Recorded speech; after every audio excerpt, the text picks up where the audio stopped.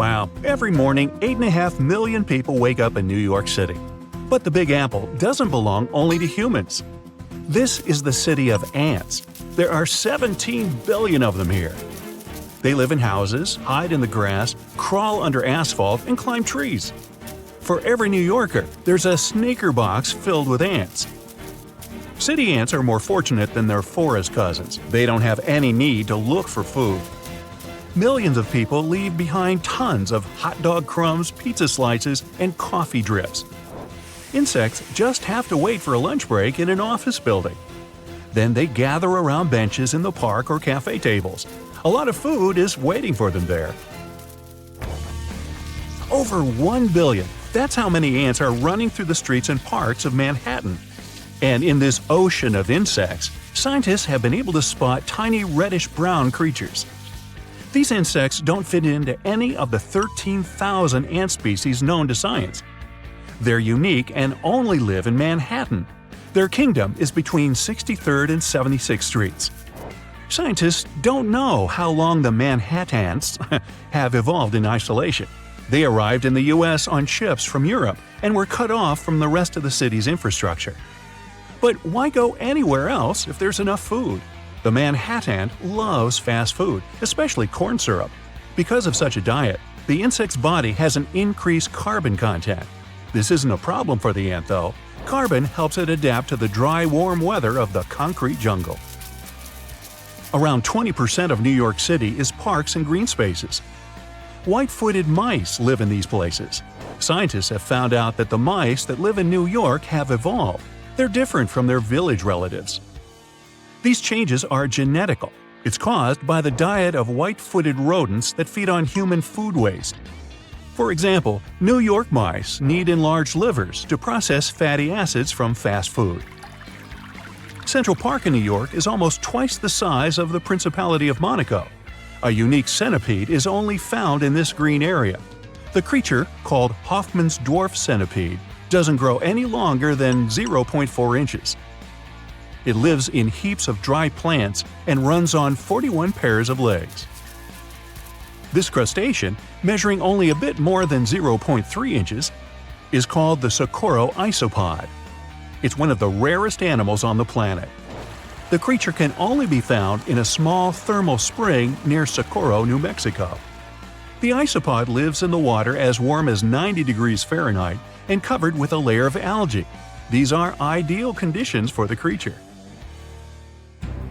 To get to Mobile Cave, you'd have to rappel 65 feet down. That's the height of a 4-story building.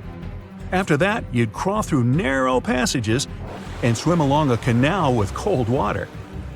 Sunlight can't get into the cave. The air is poisoned by vapors of ammonia and hydrogen sulfide. This extreme place has been isolated from the outside world for 5.5 million years. A unique ecosystem has formed in this toxic atmosphere. Of all the animals that live there, 33 species of millipedes, scorpions, spiders, and leeches can't be found anywhere else on Earth. These creatures are mostly blind and colorless. Well, why would you need eyes and disguise if you live in complete darkness? Mobile's coolest guy is the venomous centipede. Scientists have nicknamed this animal the king of the cave. It doesn't grow more than 2 inches, but for this world, it's a giant. The blind salamander would feel great in the company of strange animals from Mobile, but these little monsters are separated by the ocean and thousands of miles. The Mobile Cave is located in Romania, where these beauties live only in Texas. Their home is an underground body of water in the San Marcos area. These salamanders grow to be 5 inches long. The name makes it pretty clear that the animal is blind. It does have eyes, but they're pretty much useless. This doesn't stop the salamander from being a skilled snail and shrimp hunter. It senses other animals by feeling the underwater waves they create while moving. The Scottish wildcat lives in the north of Scotland. This animal is different from domestic cats, which love sleeping on the couch. Unlike them, it's a perfect hunter. The creature is 25% larger than the average cat. It's muscular and long-legged. The wildcat's tail is blunt and fluffy, covered in black rings with a black tip on the end. The quokka is called the world's happiest animal. Just look at its smile. This fluffy animal seems to always be ready for a photo shoot. Quokkas are only found in Australia. Around 10,000 animals live on Rottnest Island and several other locations. The creature's cute smile is an evolutionary trait. An open mouth helps it breathe and regulates its body temperature. Oh, by the way, if you try to feed a quokka, you'll have to pay a fine of more than $200. This baby will feel comfortable even if you put it on your little finger. The animal lives only on the island of Madagascar. Scientists have found just 2 tiny reptiles, a male and a female. The researchers have named the nano-chameleon Brookesia nana. It's a mystery to them why it doesn't grow larger than a sunflower seed. The next animal on the list also lives only in Madagascar. Locals call this creature Ai. The unusual lemur spends most of its life in trees and leads a nocturnal lifestyle. This might explain why it looks so tired. Even though the Ai is a lemur, its teeth are like those of a rodent. Its claws resemble sloth's claws, and its body looks like that of a monkey. The animal's fingers and toes are especially frightening. They're long and thin, with pointy claws. Get equipped for any season with brand new Brightside merch. Click the link and grab your print. This is a giraffe with its trademark long neck. A zebra is grazing nearby. Black and white stripes on its body help the animal reflect sunlight during the day and keep it warm at night. But what if you combine these animals? No need, nature has done this work for you. The okapi looks like a giraffe with a short neck, horse body, and zebra stripes on its legs. The okapi has a long tongue. Males have small giraffe horns on their heads. You can only meet these unusual animals in the African rainforest. If you decide to travel around Africa afterward, you must visit the Ethiopian highlands. That's where you see unique gelada monkeys. And no, they're not named after the Italian ice cream. That's gelato. Don't mix that up. Males look like rock stars from the 70s. They're bright and have cool hair. But don't mess with these animals. They aren't too friendly. Geladas spend most of their time on the ground, and the main part of their diet is the grass they collect during the day. Scientists believe that geladas are the remaining members of an ancient gang of critters. It lived millions of years ago in vast spaces from South Africa to India. Now, imagine people the size of the Statue of Liberty living next to us. Sounds like science fiction. But for the animal world, this is reality. The world's smallest tortoise species, the speckled tortoise, doesn't grow more than 4 inches long. But the Galapagos Islands are home to giant tortoises that reach the length of 5 feet. They also weigh like a sports bike. The largest of them had an incredible weight of 1,000 pounds. The giant Galapagos tortoise lives for 100 years and sleeps 16 hours a day. Due to its slow metabolism, the animal may not eat or drink water for a whole year. Millions of years ago, lizards from South America climbed onto a log. Sea waves carried the log to the Pacific Ocean. The lizards traveled hundreds of miles and ended up on the Galapagos Islands. They had to evolve to adapt to new conditions. Scientists believe this is how the marine iguanas appeared. These unique animals look like dangerous dragons, but in fact, they feed on plants and are totally harmless. Iguanas spend most of their lives in water. To get rid of sea salt that accumulates in the body, these animals literally sneeze salt. Achoo! The lyrebird lives only in southeastern Australia and the island of Tasmania. The bird has such a strange name because of its tail.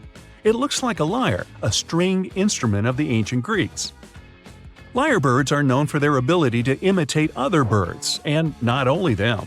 The bird copies animal screams, human voices, chainsaw noises, car and fire alarms, and even the click of a camera. About 12,000 years ago, a salt lake appeared on one of Palau's islands. Today, it's called Jellyfish Lake. This 1,500 by 500-foot reservoir is home to 5 million golden jellyfish. These unique creatures swim to the west shore of the lake every morning. There, jellyfish wait for the sunrise. Then, all day long, they follow the sun. Algae lives in the tissues of the jellyfish, feeding them with energy. These algae can't live without sunlight.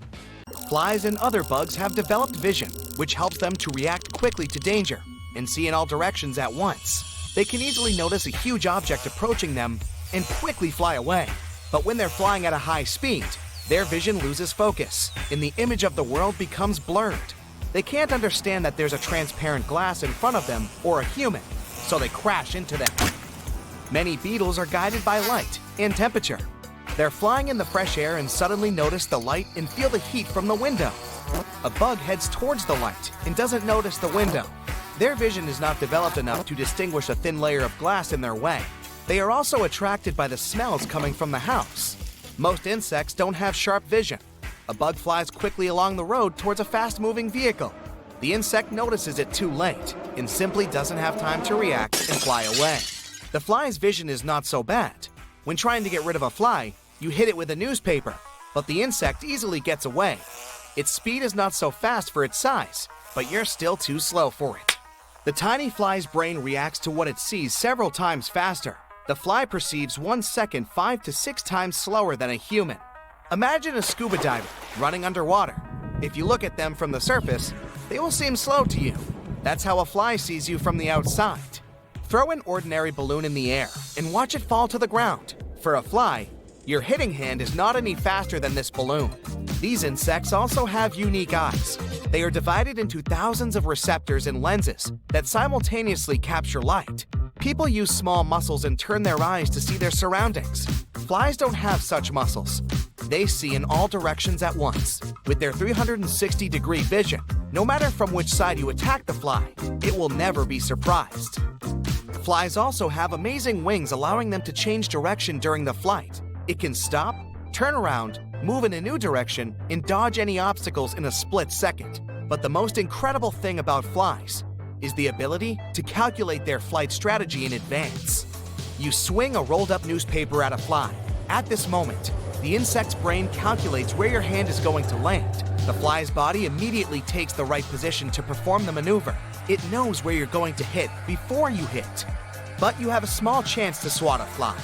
Play ahead of the curve. A fly is sitting on your desk. You need to aim at it, but hit a little further, to the place where the fly could possibly move. Anyway, it's difficult to predict its route. Despite your slowness, you're still a big danger to a fly. But for some reason, it's not afraid of you. The fly is moving around your body and doesn't leave you alone. It's because your body is a feast for the fly. It doesn't even need to bite you to get food. Everything is on the surface. Your skin secretes sweat, proteins, carbohydrates, salts, sugar, and other chemicals the fly collects with its feeding tube. Its main obstacle on the way to food is a slow giant, you. And you're not a serious reason to stay hungry. Have you noticed hundreds of moths and night butterflies flying around a lantern or an ordinary lamp? This happens because of their evolution. These insects fly only at night to avoid meeting with predators. For millions of years, they were flying through the night sky guided by the moonlight. But they weren't flying straight to the moon. They had to see the moon at a certain angle. This helped them not to get lost or fall into traps. They know there were fewer dangers where the moon was shining, as there would be an open space there. But then, people created electricity. Millions of new moons appeared from windows of our houses to street lamps. A moth flies to the lamp at a certain angle, but unlike the real moon, the lamp is getting closer and closer to the moth. There's more and more light, and the moth is lost in space. It begins to fly in a spiral towards the lamp and gets so close that the light blinds the moth from all sides. It's disoriented and can't understand what's happening. The light that shows the direction to the moth is everywhere, so the insects can't fly away. It just doesn't know where to go. Crane flies are huge insects with long legs. They live near water and moist places with large vegetation. They seem quite scary because they look like huge mosquitoes. But crane flies are some of the most gentle and harmless insects on the planet. Some species feed on nectar from plants. Some crane flies don't have a mouth and don't eat anything at all. They live a short life and use fat reserves they accumulated when they were larvae. These fragile creatures appear after winter. Crane flies play an important role in maintaining the environment. They are food for frogs, fish, birds, spiders, and bigger insects. So don't rush to slam it if you see it. It won't harm you. Most insects can be annoying, and some, like house centipedes, look pretty scary too. These long-bodied creatures with 15 legs can live in your bathroom or even in your bedroom. Most people immediately want to strike it, but you shouldn't do this. A centipede is a useful predator for your home. It catches small insect pests, controls the population of cockroaches, midges, flies, termites, and other beetles. The centipede likes to hang out around food. If you crush it, a lot of small insects will crawl out of your house. It's better to call special services to etch out all unwanted bugs and cockroaches. Once there's no food for it in your house, the centipede will leave it. Centipedes are solitary predators. They are not carriers of diseases. They don't chew on your furniture or clothes. They don't build nests. All they want is to catch prey. The same goes for spiders. They catch bedbugs, mosquitoes, flies, and other small insects. So, spiders and centipedes are the little guardians of your home. Giant tropical centipedes are totally different. These huge creatures are poisonous and can even bite a human. They also have a strong protective shell, which is difficult to destroy. They usually live in tropical forests and jungles, but sometimes they can crawl into houses. There's a fast insect hiding in the walls of your rooms or behind the stove in your kitchen. Meet American cockroach. It's almost impossible to catch it as it can move at the speed of 5 feet per second thanks to its 6 legs. Each leg has 3 knees. Their limbs are covered with small hairs that feel any change in vibrations in space. They work as antennae. When you open the kitchen door, they immediately catch a whiff of air and quickly run away. You can't catch them, but house centipedes can. The fastest land animal in the world relative to its size is as large as a sesame seed. It's a mite found in Southern California. It runs 322 lengths of its body in a second. For comparison, the fastest mammal is a cheetah. It can run 16 lengths of its body. The fastest athlete runs 6 lengths of their body. If you increase the mite to the size of a human, it would be able to move at a speed of 1,300 miles per hour, almost 2 times faster than the speed of sound. It can change its direction so quickly, you can also call it the most elusive creature on the planet. You won't even see it if the bug runs past.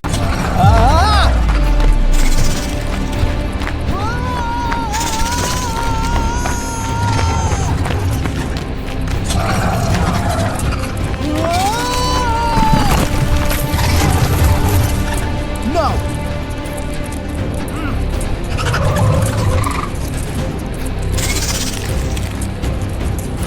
No, no, no!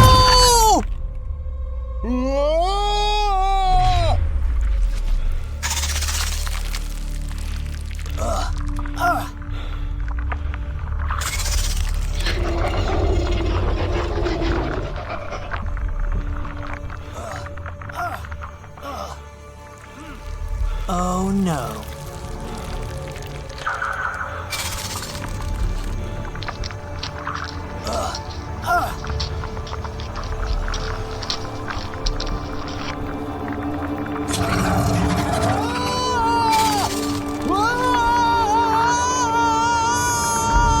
Stop shouting. Huh?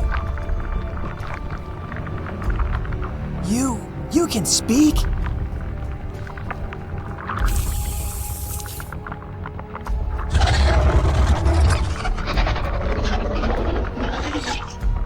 No! No, no, no!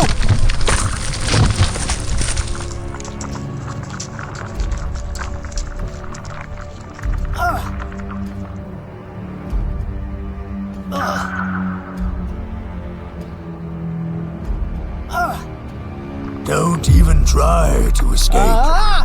Wow. Okay, I got it. Jeez, no need to swing your fists here. These savages can't even eat in peace. The theory of parallel worlds has been discussed in the scientific community for a very long time. Unfortunately, we're not developed enough yet to prove or disprove it. But it's still an interesting theory, and that's why we have a lot of unusual urban legends about the guests from a parallel reality, according to many. Let's check out a few of them. A man from a non-existent country. This story took place in 1851 in a small German village, Frankfurt an der Oder. A lost man came out to the local villagers asking for help. The man introduced himself as Jopar Voren. He spoke very poor German and had a very strong accent. The man himself claimed that he speaks Laxar and Abram, languages that don't actually exist on our Earth. He claimed to be from Laxaria, a country on the mainland called Sacria, separated from Europe by a huge ocean. However, none of these places existed on the Earth's map. People sent Jopar to the local authorities. He talked to a psychiatrist, but the doctor concluded that the man was totally sane. An investigation by the local police also revealed nothing suspicious about him. Jopar Voren claimed that the purpose of his visit to Europe was to find his long-lost brother. He survived a shipwreck and found himself near the village. They showed him a map of the world and a globe and asked him to indicate the place where he crashed, but he didn't recognize anything familiar. He seemed to have extensive knowledge about his homeworld. Jopar named 5 main continents on it: Sacria, Aflar, Ostar, Auslar, and Uplar. His story was considered plausible. Scientists from Frankfurt decided to send the man to Berlin for further research. However, during the trip, he had something like a seizure. The man suddenly jumped out of the carriage and disappeared into the surrounding forest. Despite a long and thorough search, no traces of Jopar were found. He seemed to have disappeared as mysteriously as he had appeared. Inspector Leboeuf, who was assigned to escort him to Berlin, thought this man could be a being from another world, and that he had returned from where he had come from. Lady on Highway 167. This incident happened on October 20th, 1969. It was first reported in 1988 in the magazine Strange. The article tells about 2 men, LC and his business partner, Charlie. The names are fictitious. One afternoon, LC and Charlie were driving along Highway 167 in southwest Louisiana. Discussing work, they drove toward the oil center of Lafayette. The highway was empty at first, but then the men noticed a very old and very slow car ahead. The men started discussing this mysterious car. Such cars hadn't been produced for several decades, but this one looked quite new. The men thought it was thanks to the owner's care and admired it. They slowed down to get a better look at the car. LC noticed a bright orange sign on it that said 1940. They saw a driver. It was a young woman in old-fashioned clothes, a hat with a long feather and a fur coat, even though it was warm outside. There was a child next to her, also dressed in a warm coat and a hat. LC and Charlie wanted to talk to her, but then they noticed the expression on her face. The woman was looking around in panic, almost on the verge of crying. LC called out to her and asked if she needed help. She nodded, and he gestured for her to park on the side of the road. But when the men also parked, they suddenly noticed that the woman's car had disappeared. They looked around the highway in shock. She couldn't have gone somewhere far so fast, but the car was nowhere to be found. After some time, another man drove up to LC and Charlie. He saw everything that happened and claimed that the car had simply disappeared. The men talked about the incident for several hours. When they reached the city, they contacted the police. However, the police couldn't help them in any way. Apart from their words, there was no confirmation of the existence of the car. The case was discussed for a while in local newspapers, and then was forgotten. The Gadianton Canyon Incident. This incident occurred in May of 1972 in southeastern Utah near the Modena Railroad crossing on the edge of the Escalante Desert. Jenna North was driving her father's 1971 Chevrolet Nova. Her friend, Carol Abbott, was in the passenger seat. In the back seat, there were 2 other girls, Lisa Rockford and Bethany Gordon. It was after 10 p.m. when the girls crossed the Utah-Nevada state line. They wanted to get back to campus before their housekeeper, Mrs. Mortensen, locked the dorm doors. This stretch of Highway 56 in Utah is pretty deserted. There's nothing there but sand and a few plants. The girls were very happy when they finally noticed the Union Pacific Railroad crossing in Modena. But right behind the railing, Jenna noticed 2 highways. One went into the desert, and the other to Gadianton Canyon. The girls decided to take the road to the canyon. They thought it would be a shortcut to campus. The other girls were chatting with each other when Jenna noticed that they were no longer driving on asphalt, but on white cement. "Watch out!" suddenly shouted one of the girls. The road ended abruptly at a high rock wall. It was a dead end. They had to go back the same way they came here. And while Jenna's friends were complaining that now they would have to sleep in the car, Jenna saw that the landscape had changed dramatically. They weren't in the desert anymore. Instead, the canyon turned into an open area with wheat fields, pine thickets, and a small lake ahead. A full moon was shining in the sky, which was strange because it shouldn't have been there that night. The girls had no idea where they were, so they just drove to the light ahead. It was some building that they thought was a diner or restaurant. The girls saw a bright neon sign, but none of them could read what was written on it. These symbols were unlike any language they knew. Suddenly, several people came out of the building. They seemed shocked and frightened by Jenna's Chevrolet. They waved their hands and shouted something, but the girls didn't understand them. Lisa decided to ask the men for directions. She stuck her head out of the window and immediately let out a terrifying scream. "Get out of here!" she shouted to Jenna. The Chevrolet sped away from the building. Bright headlights illuminated their car from behind. They were being chased by a few vehicles. These vehicles were egg-shaped, had 3 wheels, and made a buzzing sound. The road ahead led back to the canyon. Jenna didn't have time to slow down and crashed right into it. The vehicles had disappeared, together with an unfamiliar landscape. The girls were back in the desert again. Fortunately, none of them were hurt, physically. But Lisa was in a state of shock. She was saying again and again, "They weren't human!" The girls had to help her walk. An hour later, they were able to stop a Utah Highway Patrol car. They told the police their story. The details of the report compiled by the police officer were complicated and confusing. During the investigation, the police couldn't figure out from the tire tracks exactly where the car went astray. The tracks ended very abruptly, as if the Chevrolet had suddenly disappeared. The police couldn't explain how the car could have driven 2 miles without leaving any traces, especially on such solid ground. There are still disputes about this story, but in the end, all versions and explanations of what happened are just guesses. Perhaps we'll never find out the truth. These were the urban legends about interdimensional traveling. Of course, there's no proof that any of these stories are real. Often the truth turns out to be very mundane. For example, the famous man from Taured, who people also called a guest from another reality, turned out to be a simple fraudster named John Allen Kuchar Zegrus. But even so, these stories are still very interesting. Scientists claim that Icelandia was a region between Greenland and Scandinavia that was more than 230,000 square miles, but is now underwater.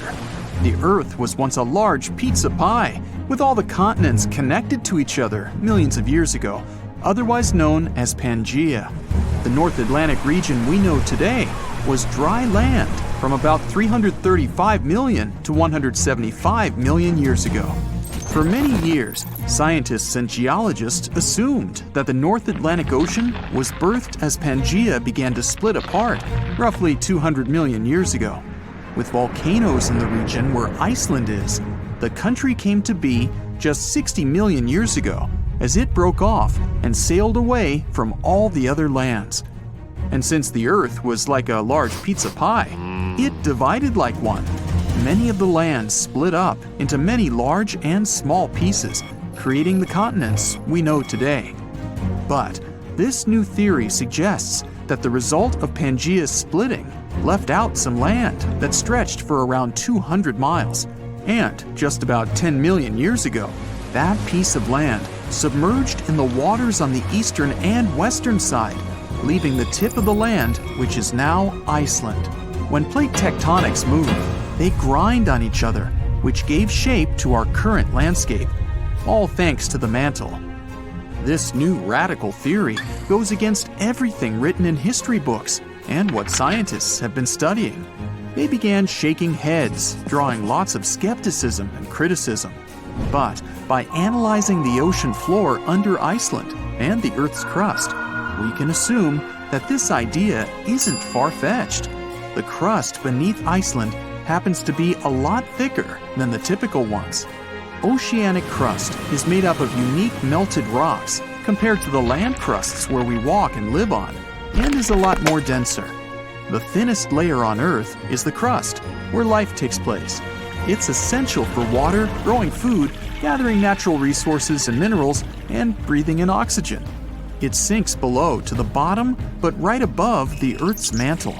It also refreshes itself, since it constantly gets recycled into the mantle and back up. This is why the rocks in the oceanic crust are around 25 miles thick, compared to just 5 miles anywhere else. This is also reasonable given that it's in a hotspot for volcanoes. Magnetic surveys of the ocean floor show layers of molten crust in stripe patterns. Also, given the fact that the Earth's magnetic field changed its polarity over millions of years, it played a role in shaping the foundation of our landscape. But there isn't any concrete evidence to prove this new theory just yet. One of the first steps is to start digging the ocean floor near Iceland. Zircon is a very sturdy mineral that can last for billions of years despite erosion in the Earth's crust. By taking samples and studying them, researchers can estimate the geological age of the continents. This will make sure the crust is oceanic, which is thicker, or continental, which is the regular crust we walk on.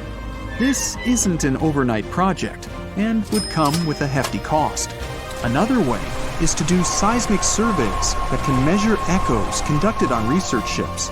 Drilling holes miles deep in the crust can also help with the research. But this would cost more than studying the zircon minerals. Some fossilized plants unique to both Scandinavia and Greenland might prove that Icelandia was once on the surface and possibly scattered with trees. It wasn't a cold land as it is today, so it may have had forests. But scientists still haven't found fossil evidence of animals common in both lands to suggest anything. But maybe time will tell. The theory goes deeper, which suggests that there was a greater Icelandia. With Iceland, Ireland, Britain, Scandinavia, and Greenland all in one microcontinent, it could be a destination of winter enthusiasts and great for skiing. It could be possible to connect Canada to Greater Icelandia by train over the ocean, which would open up the economy even more. Iceland is around 40,000 square miles, which is already quite big. And if the Greater Icelandia was present today, then Europe would be a completely different continent. Many theories are circulating about other possible hidden microcontinents around the world. Scientists aren't certain of the possibility of Icelandia's existence, but if all the studies conducted were done correctly, then the theory could change everything we know about Iceland and the North Atlantic Ocean. And this could pave the way for other sunken microcontinents around the world.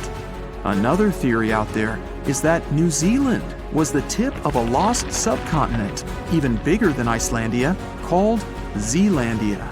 Studies show that it's separated from the supercontinent Gondwana between 79 to 83 million years ago. Scientists claim that it's the thinnest and youngest continent discovered underwater. Craton is a core rock that acts as the main foundation for most continents. It's at least 1 billion years old, but the continental crust that makes up Zealandia is just half of that, which makes it quite young. That means some craton is missing, even though it holds some leftovers of older rocks and parts of the mantle. They're estimated to be as old as 2.7 billion years old. Scientists did some studies on the zircon crystals from New Zealand and found out that they're as old as 1.3 billion years old. The rest of the continents are more than 3 billion years old.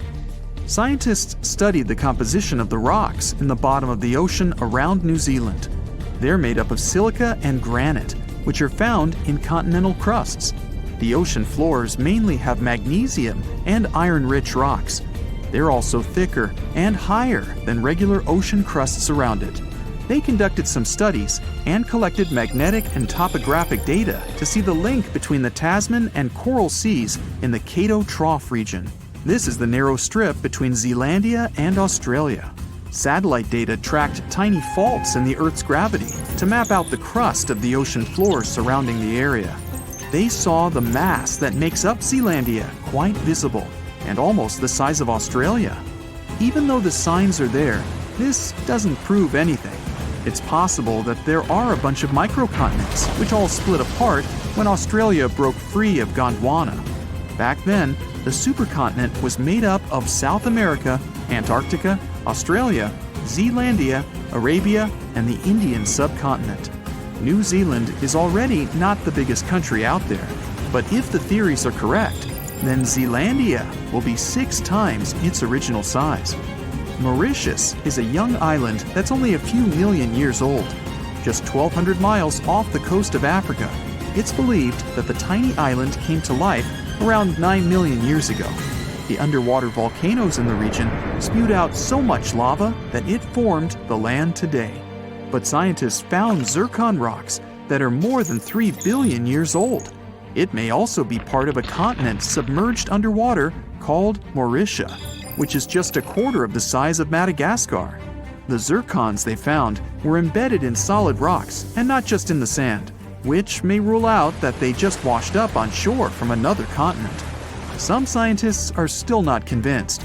They suggest that discovering rocks that stand out from the other typical ones brought by an eruption could skew the scientific community to this theory.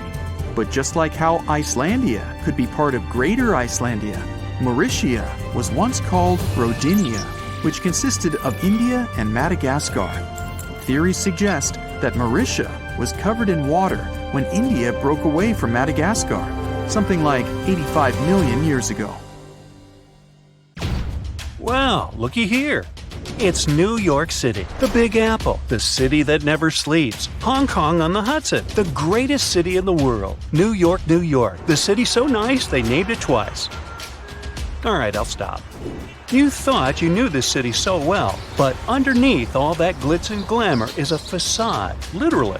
New York is populated with some of the most iconic urban buildings in the world and home to some of the most unique and famous towers. Who would have known that New York was a front for fake buildings? And the cool thing is that there are plenty to search for. Okay, I'm adding that to my bucket list. So the question is, why do they put these fake buildings all over New York? The city is one of the most vibrant places in the world and requires many infrastructures to keep the city in motion. That means having many industrial structures and buildings in every major district. New York is charming for the design and the buildings. Imagine having industrial structures right next to your favorite pizza parlor or hot dog stand. The designers thought ahead and decided to disguise those industrial infrastructures as fake buildings. They blend with the city so well that they don't stand out. They look like your good old apartment or housing unit with a front door, real-life windows, and even charming balconies where people would hang out. The only thing is that there's nothing behind the facade and no one is allowed inside. So, where in the world can you find these fake buildings? For starters, one of the most popular fake buildings is in Brooklyn.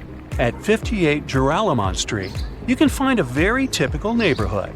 But between the buildings stands a brick building with a slightly deeper shade than the rest.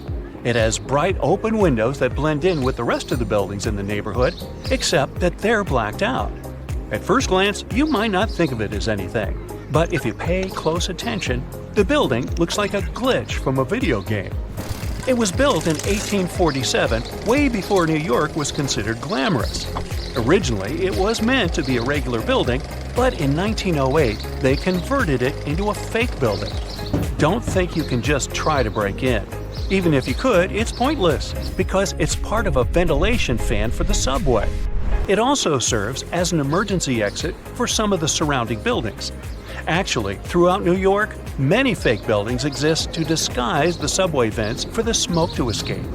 All the way to 415 Bruckner Boulevard, the Bronx, this townhouse was designed by the Switzer Group, which is an interior architect company.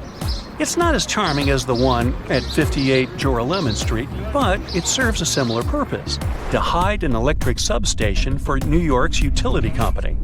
The city needs these substations to reduce the high-voltage electricity to a lower voltage so it can be distributed locally. Having a building like this popping out of the middle of your neighborhood isn't exactly the smartest way to attract people to the Bronx. That's why the fake townhouse facade is the perfect camouflage.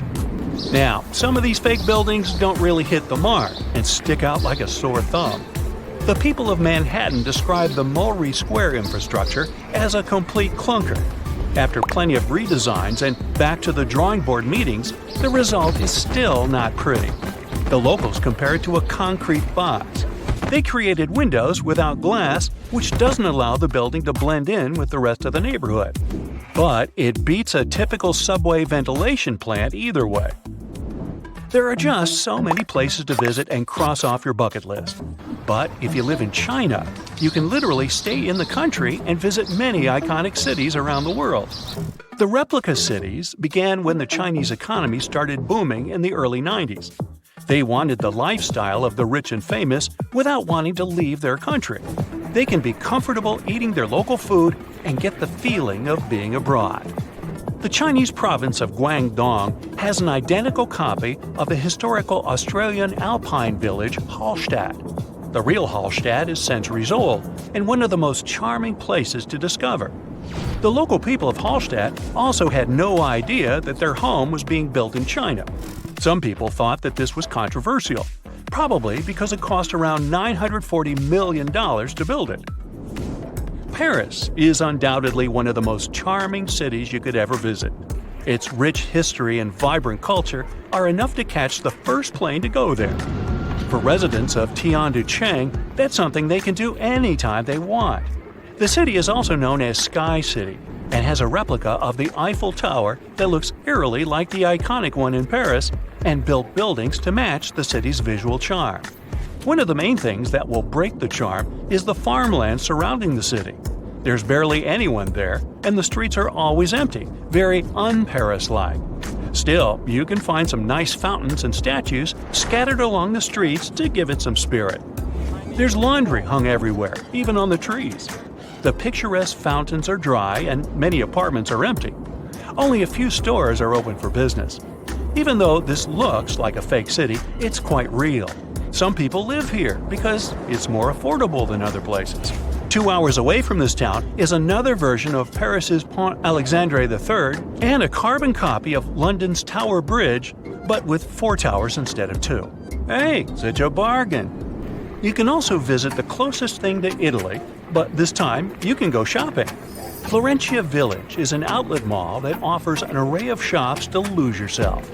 The good thing is that this was built by an Italian developer to capture the essence of an Italian village. It has fountains, canals, and mosaics for proper aesthetics. It began in 2011 and has more than 200 shops with many Italian brands and British, US, and Chinese brands as well. The place is so popular that it gets between 10,000 and 25,000 visitors per day. China also has other replica towns that put you in a mini Manhattan called the Yujiapu Financial District. The developer's goal was to make this place the financial center of the world. It was complete with the right landmarks, like the Rockefeller and Lincoln Centers, but the project was halted in 2019, leaving it mainly empty. You can find a typical English town with cobbled streets, Victorian homes, and restaurants that make Thames Town. This place was meant to recreate a European lifestyle fantasy without leaving Shanghai. China also has a Dutch town that has some elements of Amsterdam with windmills and famous canals. They even decided to copy some of the landmarks, like the Netherlands Maritime Museum. Here's a bonus story of Lebanon's thinnest building built out of a dispute. It's the story of 2 brothers who both inherited unequal plots of land. One of the brothers happened to get a very thin plot of land and couldn't help but be jealous of his brother's nice plot of land. He wasn't pleased. Both of the lands overlooked the Mediterranean Sea in a lively neighborhood of Beirut. So it's no wonder that both brothers couldn't agree on how they should develop their lands. It was obvious that the brother with the most land could build a proper building. The other brother had to improvise. he decided to obstruct his brother's property by constructing a thin building enough to only fit 14 feet at its widest and 2 feet at its most narrow. It was constructed in 1954, and the locals of the area know it as the Grudge.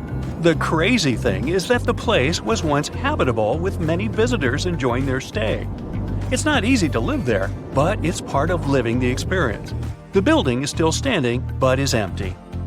Ah, it's a lovely day for a boat ride in the swamp. If not for these mosquitoes, then today would be perfect. But for some reason, the mosquitoes keep getting bigger the further you go into the swamp. They started out as tiny, almost invisible insects, and can now be the size of your thumb. You can hear their buzzing as they whiz past you. You go deeper to investigate why they're so big. Eventually, you see a large cluster of mosquitoes the size of your hand buzzing around. They notice you and start flying toward you. You grab a branch and start swatting them away. You run back to your boat and try to escape, but they follow you, and some manage to land on you. You swat them away, but more mosquitoes pop out of nowhere, the size of a basketball. You start your boat and speed your way back to the mainland. As you arrive, you see everyone running away in a frenzy, panicking because of the giant mosquitoes. Some of them are as big as a large dog. People are ducking under picnic tables, while some are running back to their cars and driving away. You get off the boat and run toward the closest grocery store, along with dozens of people. The employees lock up the gates, but the large glass panels show the mosquitoes multiplying. They're getting bigger and bigger until you can see one as big as a car zipping by. It's so strong that it landed on an empty car and crushed it. Everyone inside is ducking away out of fear. You try to calm everyone down and not make any noise. The mosquitoes are landing on the glass panel, blocking out the natural light. It's getting dark inside. Someone turns up the volume on the TV to the breaking news. Mosquitoes are flying rampant all across the continent, destroying natural resources and infiltrating cities. People are advised to stay indoors until further notice. The mosquitoes notice that there are people in the store, so they try to get in by force. A car-sized mosquito flies around in the sky, unaware of what's happening below. Everyone hears some noise coming from the back room. The employees realize they didn't lock the doors. A large mosquito enters and knocks down everything. Everyone runs around in a panic while throwing random stuff at it. Some people grab a fire extinguisher and spray it until it flies to the back room. Some employees lock the door and barricade it so that nothing can enter. Everyone waits nervously. The TV broadcasts some live coverage of how giant mosquitoes are flying everywhere. A helicopter is forced to land because the mosquitoes are flying around wildly in the skies. Everyone shudders when they hear the sound of more mosquitoes buzzing around near the back door. Hours pass, and more mosquitoes keep coming endlessly. There are no people outside, and much of the urban and landscape design in the park is destroyed or overrun by giant insects. Some people eat whatever is available, while some are sleeping. A piece of breaking news interrupts the live coverage and shows that there will be armored buses ready to pick up people near the picnic site. However, the buses won't drive to hotspots since it'll be too dangerous. The only way to get on them is by being on the highway in 2 hours. Everyone tries to call their loved ones, but the cell towers have been knocked down, and no one can call anyone. The mosquito that broke in a while ago destroyed the only landline that was present. People are arguing about whether they should stay or go. More insects covered the only clear patches of the sky until the sun disappears. The people split into 2 parties, those who are leaving to catch the bus and those who want to stay. The employees know a back way that can quickly lead to the highway. The only problem is that it'll take around 20 minutes on foot, and there are no cars to use. The way is tricky. First, they would need to escape through the main entrance and head through the bushy forest behind the dumpsters. Over there, they can enter a building, possibly through the sewers, which will lead to the lake next to the highway. The first party decides to leave. They prepare supplies for the breakout. Every second, more mosquitoes arrive, covering the sky. They gear up with anything they can find to protect themselves. Mosquitoes are attracted to the carbon dioxide that people breathe out, and they know that there's a source coming from the grocery store. Once everyone is ready, they get some makeshift torches and light them up. They add some barbecue fuel to keep the fire going. You're part of the party that is planning to escape. The doors open and everyone makes a break for it behind the dumpster. Many mosquitoes try to attack you, but the smoke from the fire repels them. Every second, more mosquitoes are filling the sky and the environment. Many people end up running back into the store since they couldn't make it past the dumpster to the other building. Eventually, the rest of the people, including yourself, run toward the building. But it's locked, and no one can break down the door. Plan B is to break the glass from a window and crawl inside. You grab a rock and smash the closest window. The only problem is that the mosquitoes can follow you inside. So without any options left, you pull through and run to the basement of the building to find the entrance to the sewer. Success! You found it, and everyone descends to the bottom. No mosquitoes in sight, just rats. You're walking knee-high in sewer water with it flowing past you, but it's only a few minutes until you reach the river. Another problem is that the sewer isn't going to the lake, but somewhere deep into the sewer channels. You follow it until you see what looks like an outlet. You make it out and are near a water hole where all the discarded sewage leads next to the swamp. The only problem is that you're not next to the highway anymore, and time is running out.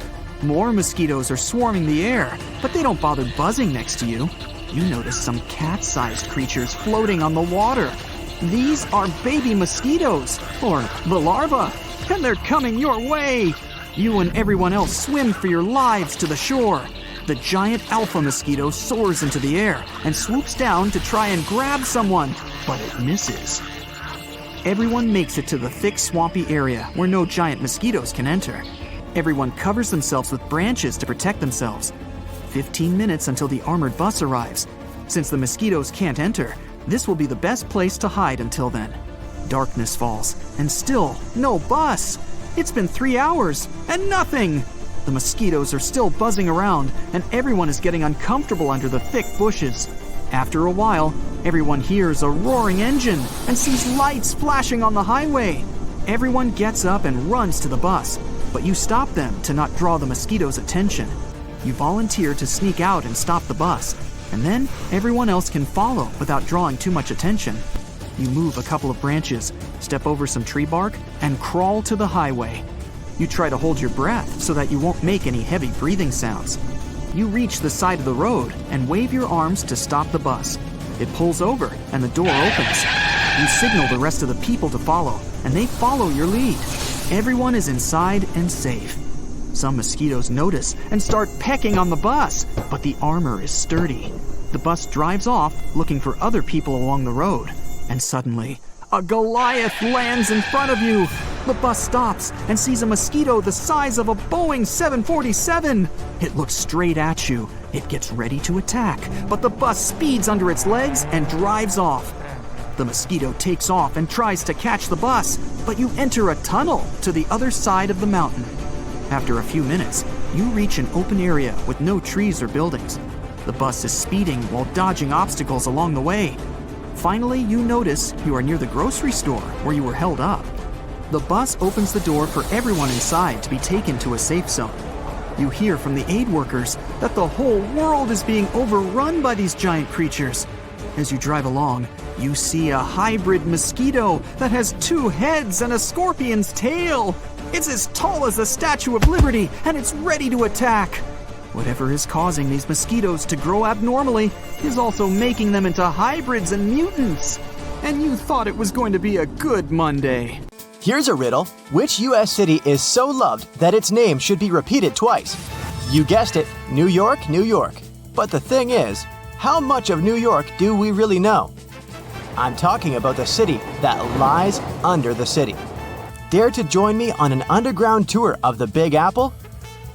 Then grab a flashlight. It's about to get dark. We'll start in the heart of Manhattan, in the front of the Romanesque City Hall building. Believe it or not, beneath our feet lies New York's oldest subway station, known as the Old City Hall Station. It opened in 1904 on October 27th, a night of true celebration for New Yorkers. People were so excited, some of them spent the entire night riding the trains back and forth. Before this, urban dwellers moved around in carriages pulled by horses. No wonder the subway was such a hit. You might feel like a time traveler stepping inside the old City Hall station. The architecture is dazzling and one of a kind. They sure don't make subway stations like this one anymore. Fun fact, the old City Hall station would cost $6.2 million if it was built today. Back in the day, it had dozens of brass chandeliers hanging around. It was one of the few spots in town with functioning electricity. And oh, not to mention brand new multicolored tiled arches and stained glass ceilings you can still see today. Impressive, huh? If you decide to wander down the tracks, you might be in for a treat.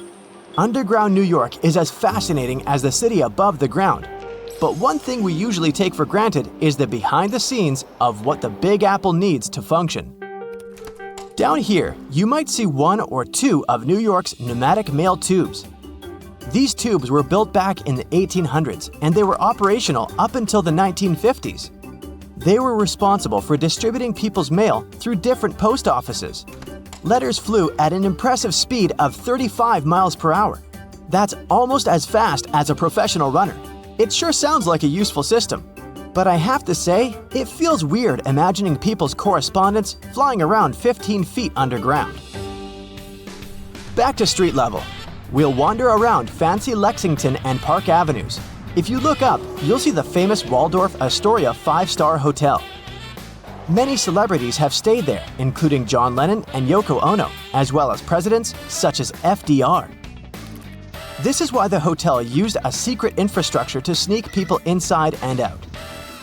Under the building, a tunnel known as Track 61 connected the Waldorf Astoria to Grand Central Station. The track was deactivated in the late 70s, but some people say Andy Warhol threw a party there in the 80s. I bet that was something. For the next part of our visit, we'll have to take the subway uptown. We'll get off at 125th Street and find ourselves on the scenic waterfront of Riverside Park. Here, you'll find abandoned tracks of an old metro line. If you follow the tracks, you'll get to an underground graffiti gallery, aka the Freedom Tunnel. The tunnel is named after a graffiti artist from the 80s who is commonly known as Freedom.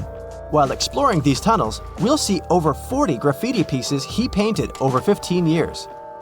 There are spray paints of James Dean, Mona Lisa, and even a self-portrait of Freedom himself. Moving on, let's wander around the northern part of NYC for a bit. Walking in Van Cortlandt Park will feel like hiking upstate, but believe me, you're still in the city.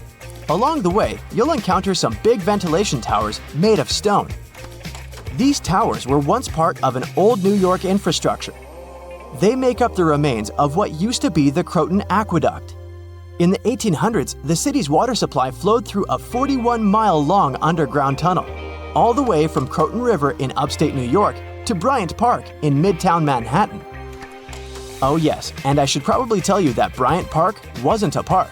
Instead, it hosted a colossal stone structure that looked pretty much like something ancient Egyptians would build. This 4-acre structure served as the city's water reservoir.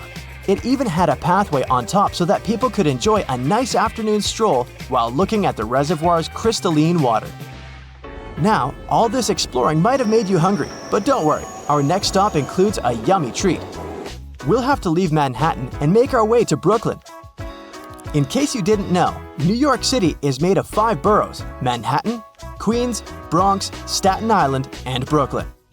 Crown Heights, that's our stop. Would you believe me if I told you that beneath these streets lie caves full of aging cheese? How very Parisian of them. To get down there, you'll have to make your way through a century-old building that now works as an office space. Maybe wave hello to all those hardworking people and disappear in one of the stairways that will take you 30 feet below the ground.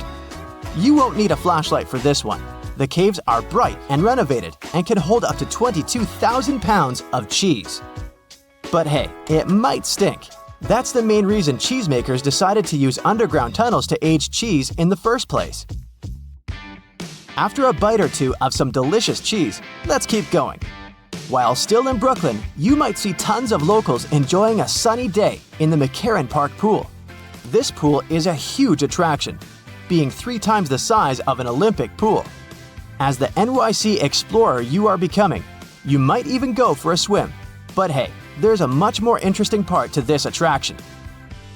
The pool was built in the early 1900s, but it was shut down in the 50s. During this time, urban explorers discovered a network of underground tunnels right beneath the pool. And, of course, you can find a secret entrance and get a peek for yourself. There, you'll not only see the pool's filtration and heating system, but also a lot of graffiti from the time the site was abandoned. Neat! This question may sound weird, but have you ever seen a cow in New York? I sure haven't. Well, maybe there's a reason for that. Apparently, New York still has underground tunnels that were constructed for the transportation of cattle. Once New York started to flood with automobiles, cows became a burden for traffic. Until a 200-foot-long cow passage was built below 12th Street to transport the livestock that was ferried over from New Jersey. These days, you won't be able to visit this place in person because the tunnel was most likely destroyed. But historians found blueprints proving its existence. To add to the list, archaeologists discovered a very peculiar fossil a while back. Now imagine peeling off the layers of the city's soil. First, at 15 inches, you'll find a layer of wires. I'm talking TV cables, electricity, and all that. Digging deeper, at 4 feet, you'll see water and sewage pipes. But then, at 15 feet down under the surface of NYC, diggers have found a fossilized shipwreck. The wreck is located right under Broad Street, where there was once shallow water. They believe the wreck dates back to the 1600s. It's 92 feet long and 25 feet wide. Oh, and that's not all. At the intersection of Bowery and Canal Street, engineers stumbled upon a room with its walls and ceiling covered in mirrors. And no one has managed to explain the existence of this bizarre place yet. Our Big Apple Underground visit is coming to an end, but we sure did more than just scratch the surface on this one. Before we finish, let's enjoy the best of what NYC cuisine has to offer, a good old bagel. Who knows, maybe next time we'll do Paris or even London. See you soon, explorer. So Barry is running along the shore of a lake as fast as possible. He knows that if he stops, his life will turn into a nightmare in no time. 1,000 mosquitoes are about to bite him. But what he doesn't know is that he'll be okay after all. So don't be afraid, Barry, and stop. Mosquitoes are slow. They fly at a little more than 1 mile per hour. And you can't run forever. So after a couple of hours of pointless running, Barry stops. He sweats and emits a smell attractive to insects. One little mosquito flies up to him. It buzzes next to his ear, sits on his sweaty neck, and bites. The insect pierces the skin with a special mouth apparatus called a proboscis. The mosquito starts pumping blood through this needle. Its saliva gets into Barry's body and causes an allergic reaction. More precisely, it's Barry's immune system that starts this reaction. It perceives the mosquito saliva as an enemy and sends a unique chemical substance to the bite site. The fight between this substance and the invader causes an allergic reaction, redness, swelling, and the worst thing, itching. Barry can scratch himself for several hours or even days. It all depends on how his body will react to the bite. The mosquito fills up with Barry's blood and flies away. It does it not for pleasure, but because it needs to lay eggs. Protein in the blood is necessary for these insects to reproduce. Their eggs can't grow without this substance. Yeah, almost all biting mosquitoes are female. Male mosquitoes prefer plant and flower nectar. Hey, they're guys. So the female mosquito flies away from Barry. She sits down on the shore of the lake where a large mosquito base is located. Here, these insects lay eggs, drink water, and chill in the sun. There are several 100,000 of them, and they're all hungry. The female mosquito brings with her the smell of Barry's sweat, which is attractive to the rest of the mosquitoes, too. There are about 3,500 species of these insects on Earth. Some of them love the smell of sugar, perfume, or deodorant, and some enjoy the smell of dirty feet. Now, your attractiveness to mosquitoes also depends on what you have eaten today. Lots of candies and chocolate? Great! Now, mosquitoes feel a faint sweet smell coming from you. Have you eaten garlic and onions? Mosquitoes probably won't want to deal with you. And not only they, most likely. So, the smell of Barry's sweat is perfect for all mosquitoes on the shore. They go mad, take off, and head for the poor guy.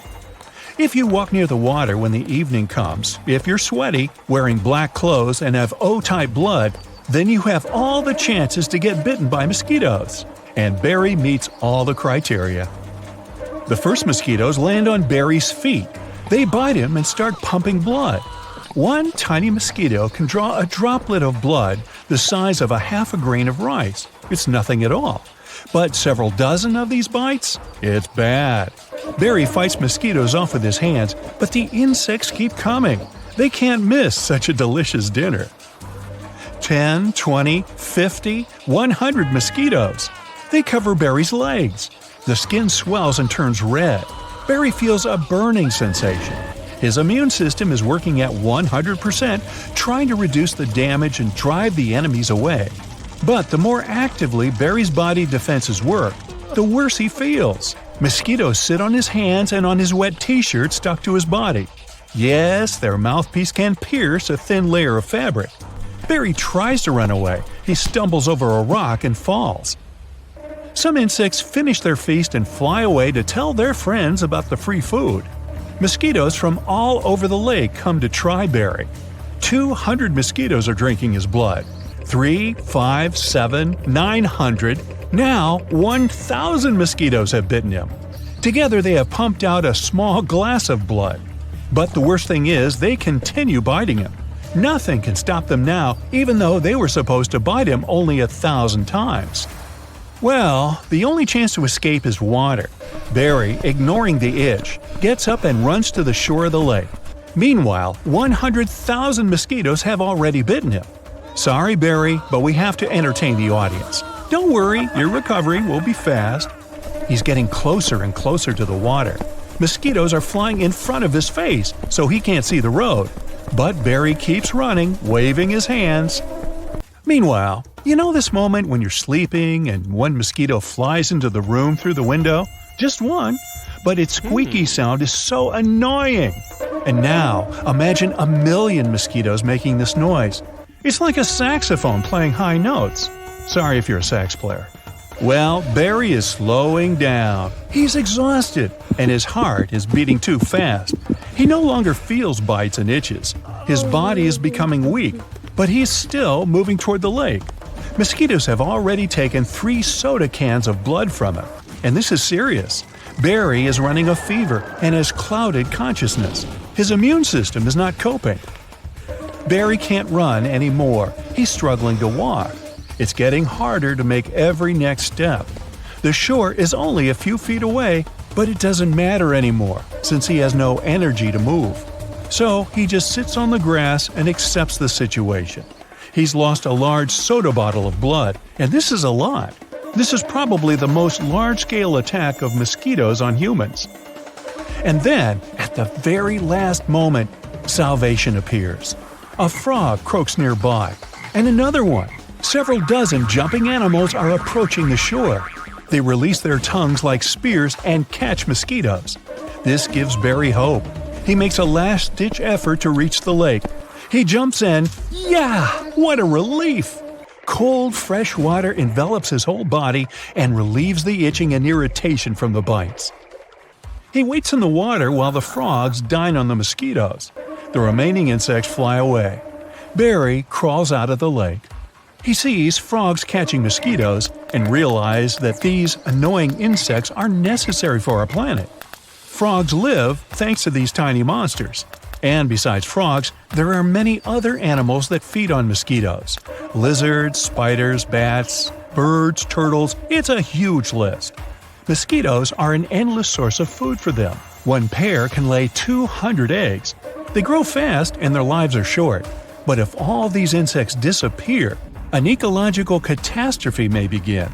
Entire animal species may vanish from the face of the earth. The frogs that saved Barry wouldn't exist. Without frogs, the population of other insects, like flies, would begin to grow. They would reproduce uncontrollably. And then, like falling dominoes, other problems will follow. So, Barry, don't be angry at mosquitoes. It's just nature. You better deal with your itchy problem. His whole body is red, covered with little bumps. He starts scratching himself, but this doesn't help. He only makes it worse. As long as mosquito saliva remains in his body and the immune system fights it, Barry will feel this itch. Fortunately, there are many oils and ointments to alleviate these effects. But the best way to get rid of the problem is to ignore it. Barry just needs to distract himself with something. Then the urge to scratch will disappear. Barry has survived so many mosquito bites without harmful consequences. But some people have problems dealing with just one. It depends on whether a person has allergies. Some have a small itchy bump, and others have severe inflammation. As for Barry, wasn't he swell? Didn't he swell? Okay, I'll stop. The best way to protect yourself is to use insect spray. Now, Barry sprays himself with this substance before every run and feels safe. But let's have a look at another situation. What if Barry gets attacked by huge dogs? Hey, just kidding. Relax, Barry. The protective shield of our planet decays and eventually fails. So do our satellites. First, communication satellites in the highest orbits go down. Next, astronauts in low Earth orbit can no longer contact their mission control center.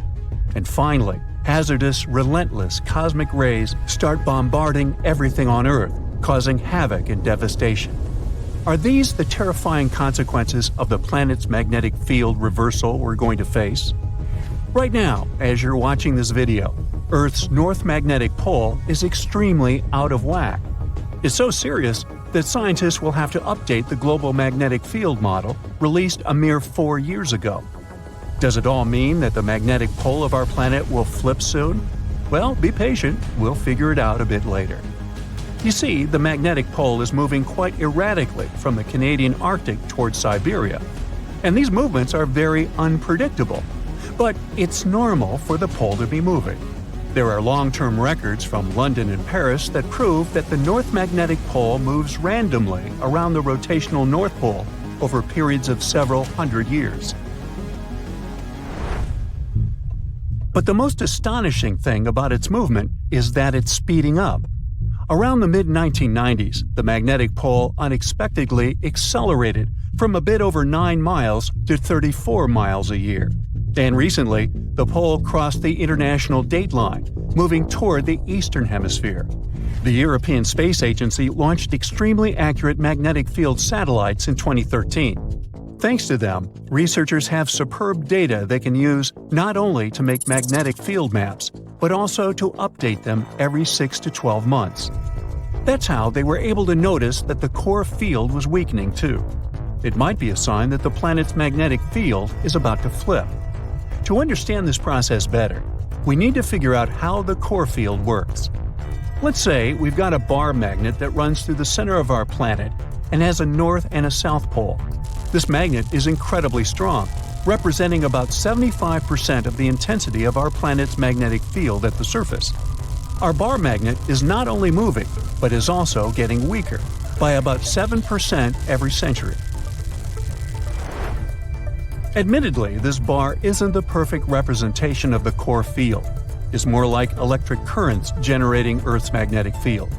Still, this model makes it easier to see what's happening to our planet now. The magnetic field of our planet plays an important role in protecting us from dangerous radiation and geomagnetic activity, which is the product of the interaction between the solar wind and Earth's magnetosphere. Earth's magnetic field also moves. Scientists have been studying and tracking the movement of the magnetic poles for hundreds of years. The historical motions of these poles indicates changes in the global geometry of the magnetic field of our planet, and they may point to the beginning of the field reversal too. That's what the flip between the north and south magnetic poles is sometimes called. You see, if the north magnetic pole moves a bit, it isn't a big deal. But a complete reversal might have a serious impact on the climate of our planet, as well as modern technology. Luckily, such flips don't happen overnight. The entire process stretches over thousands of years. Plus, even though the magnetic pole weakens during a pole reversal, it doesn't disappear completely. So those scary events from the beginning of the video aren't likely to happen to us. The magnetosphere will continue protecting the planet from cosmic rays and charged solar particles, even though there might be some amount of particulate radiation that will make it to Earth's surface. Magnetic fields are generated by moving electric charges. If some material allows these charges to easily move in it, it's called a conductor. Metal is a great conductor, and we often use it to transfer electric currents from one place to another. In this case, the electric current is negative charges called electrons moving through the metal. The current is what generates a magnetic field. Earth has a liquid iron core. In other words, there are layers and layers of conducting material inside our planet. Currents of charges are constantly moving through the core, and the liquid metal is also moving and circulating there, generating the magnetic field. This magnetic field, in turn, produces something resembling a bubble around the planet. It's called the magnetosphere, and it's located above the uppermost part of the atmosphere. This layer shields and deflects high-energy cosmic radiation, which otherwise would be extremely dangerous to people and other forms of life on Earth. The magnetosphere also interacts with the ionosphere, the layer of our planet's atmosphere containing loads of ions and free electrons and capable of reflecting radio waves. The interaction between these two layers and the magnetized solar winds is what scientists call space weather. The solar wind is normally mild, and there's no space weather whatsoever. But sometimes, the sun starts shedding gargantuan magnetized clouds of gas that can accelerate to incredible speeds. They're called coronal mass ejections, or CMEs. They're ejected from the sun over the course of several hours. CMEs usually look like giant twisted ropes and can occur spontaneously. Their frequency varies according to the 11-year-long solar cycle. For example, at a solar minimum, you can observe one ejection per day, and when the sun is in its most active phase, there might be 3 CMAs per day. Coronal mass ejections disrupt the calm flow of the solar wind and cause serious disturbances that can damage stuff both in space near Earth, like satellites, and on the planet's surface. If coronal mass ejections make it to Earth, their interaction with the magnetosphere generates geomagnetic storms. Those can trigger auroras, happening when a stream of energized particles hits the atmosphere and lights up. And then there are also solar flares. They develop more rapidly and with much more energy than coronal mass ejections. Solar flares often occur soon after coronal mass ejections. The most powerful volcanic eruptions pale in comparison to solar flares that release 10 million times more energy. Within a few minutes, one solar flare can give out billions of tons of charged particles. Solar flares are also insanely hot, with temperatures reaching several million degrees Fahrenheit. Astronomers believe that such bursts of solar radiation happen when the sun's magnetic field gets twisted in some regions. At one moment, all the pent-up energy is released. The star sends out light and particles, mostly electrons and protons. Most solar flares last for minutes, but some continue for hours. A powerful solar storm can potentially cause a devastating global blackout on Earth. If not for the Earth's magnetosphere, the effects of the sun's activity would be much more devastating. Luckily, the magnetosphere deflects most of the solar material hurtling towards our planet from our star at a speed of over 1 million miles per hour. But even so, during space weather events, there's a lot of hazardous radiation near Earth. It can potentially harm astronauts and spacecraft. Plus, space weather can damage large conducting systems, for example, pipelines and power grids, by overloading currents running inside them. Scientists regularly map and track the overall orientation and shape of our planet's magnetic field. To do it, they use local measurements of the field's orientation and magnitude. That's why they've been able to conclude that the location of the North Magnetic Pole has moved by almost 600 miles since the first measurements were taken in 1831. The magnetic field of our planet reverses on a timescale varying between 100,000 to 1 million years. One can tell how often it happens by looking at volcanic rocks at the bottom of the ocean. They capture the orientation and strength of Earth's magnetic field at the time of their creation. So, dating those rocks gives us a good picture of how our planet's magnetic field has evolved over time. From a geological point of view, field reversals happen quite fast, but they are extremely slow from a human perspective. A complete reversal normally takes a couple of thousand years, but during this time, the orientation of the magnetosphere may shift, exposing more of Earth to cosmic radiation. Such events tend to change the concentration of ozone in the atmosphere. In any case, scientists can't say for sure when the next field reversal will happen, but they keep mapping and tracking the movement of our planet's magnetic north. By the way, the Earth isn't the only planet with a magnetic field. Gas giants, like Jupiter, also have a conducting metallic hydrogen layer that generates their magnetic fields. Jupiter's internal magnetic field prevents the solar wind from interacting directly with the planet's atmosphere. Whoa, something doesn't feel right. Everything seems shaky. It's definitely not an earthquake, and it's actually getting worse. The clouds seem to move quicker than usual, and the animals are going into a frenzy. The news anchor pops up on the TV in an alarmed tone and says, "Good morning. We're sorry to interrupt your program. Scientists have just discovered that the Earth's rotation has been fluctuating at an unusual rate. A group of specialists believe that the Earth is increasing its rotation with every second, and they don't know why." Even if the Earth increased its speed by 1 mile per hour, the day would only get shorter by a minute and a half or so. We wouldn't really feel it, and you could go on like nothing is happening. But as the Earth spins faster, our bodies, which are adjusted to a 24-hour timing, will have a hard time trying to cope with it. If you live by the equator, that means the rotation of the Earth is going quicker than at the North and South Pole. The area by the equator needs more time in order to complete its full rotation from the starting point. You'll experience more rain than usual. The Earth's rotation keeps the weather consistent and balanced so that nothing abnormal happens. But because the Earth is moving so fast, the weather is acting up. We'll start to see more storms and more cozy days inside, sipping on hot cocoa. Even though it seems weird, everyone can go about their day.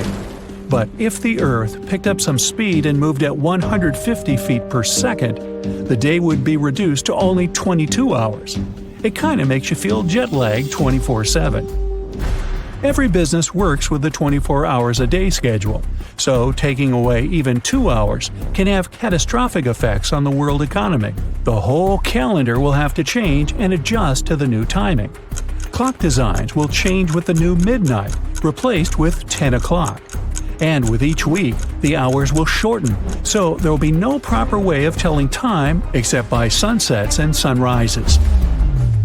The weather will continue to get worse and worse, feeling like the rain will never stop. The animals that rely on weather patterns won't know how to function, and mass migrations will occur from almost all species of animals. Flocks of birds will be flying everywhere and reach places they normally won't go to, affecting the whole food chain and ecology. Woods, jungles, and other places where animals roam are kept in proper balance when unaffected by humans. If it constantly rains in certain areas, then floods will force animals to move to other territories and compete with the predators in the area. If the Earth picked up speed every day, then standing on a scale in the Arctic would tell you weigh 180 pounds. But around the equator, you might weigh about 179 pounds. That's because of the extra force opposing gravity in that area. With the Earth spinning faster, all airlines around the world stop, since the radar systems have gone haywire and the weather is too dangerous to fly. Everyone has to get around by car. Satellites are positioned in such a way that it's crucial they remain where they are in order to bounce signals to us. Because of what's happening, Wi-Fi and TV signals can't go through. Communications around the world will end up short and slow, and eventually we'll have a total communication blackout. Ships will cease to operate, and global trading will collapse, adding extra damage to the already failing world economy. Winds will get stronger and faster than usual, which means temperatures will change. Storms like hurricanes will be stronger than ever and have more energy for destruction. And still, at 100 miles per hour, the equator will now be swallowed up in the water. The Amazon basin and small islands will now completely submerge in water by around 50 feet. Most of the plant life will be in danger, especially by the equator. With woods threatened by floods, more animal environments will be in jeopardy. The trees and plants won't survive so much flooding. If the Earth rotated so fast that the hours would now be reduced to 15, then we'd probably feel like we're always on a jet plane going through turbulence. It would be impossible to sleep if the Earth kept picking up speed every second of the day. So days would be around 7 hours long as well as nights. The whole world would be flooded, except for the highest points and the tallest mountains.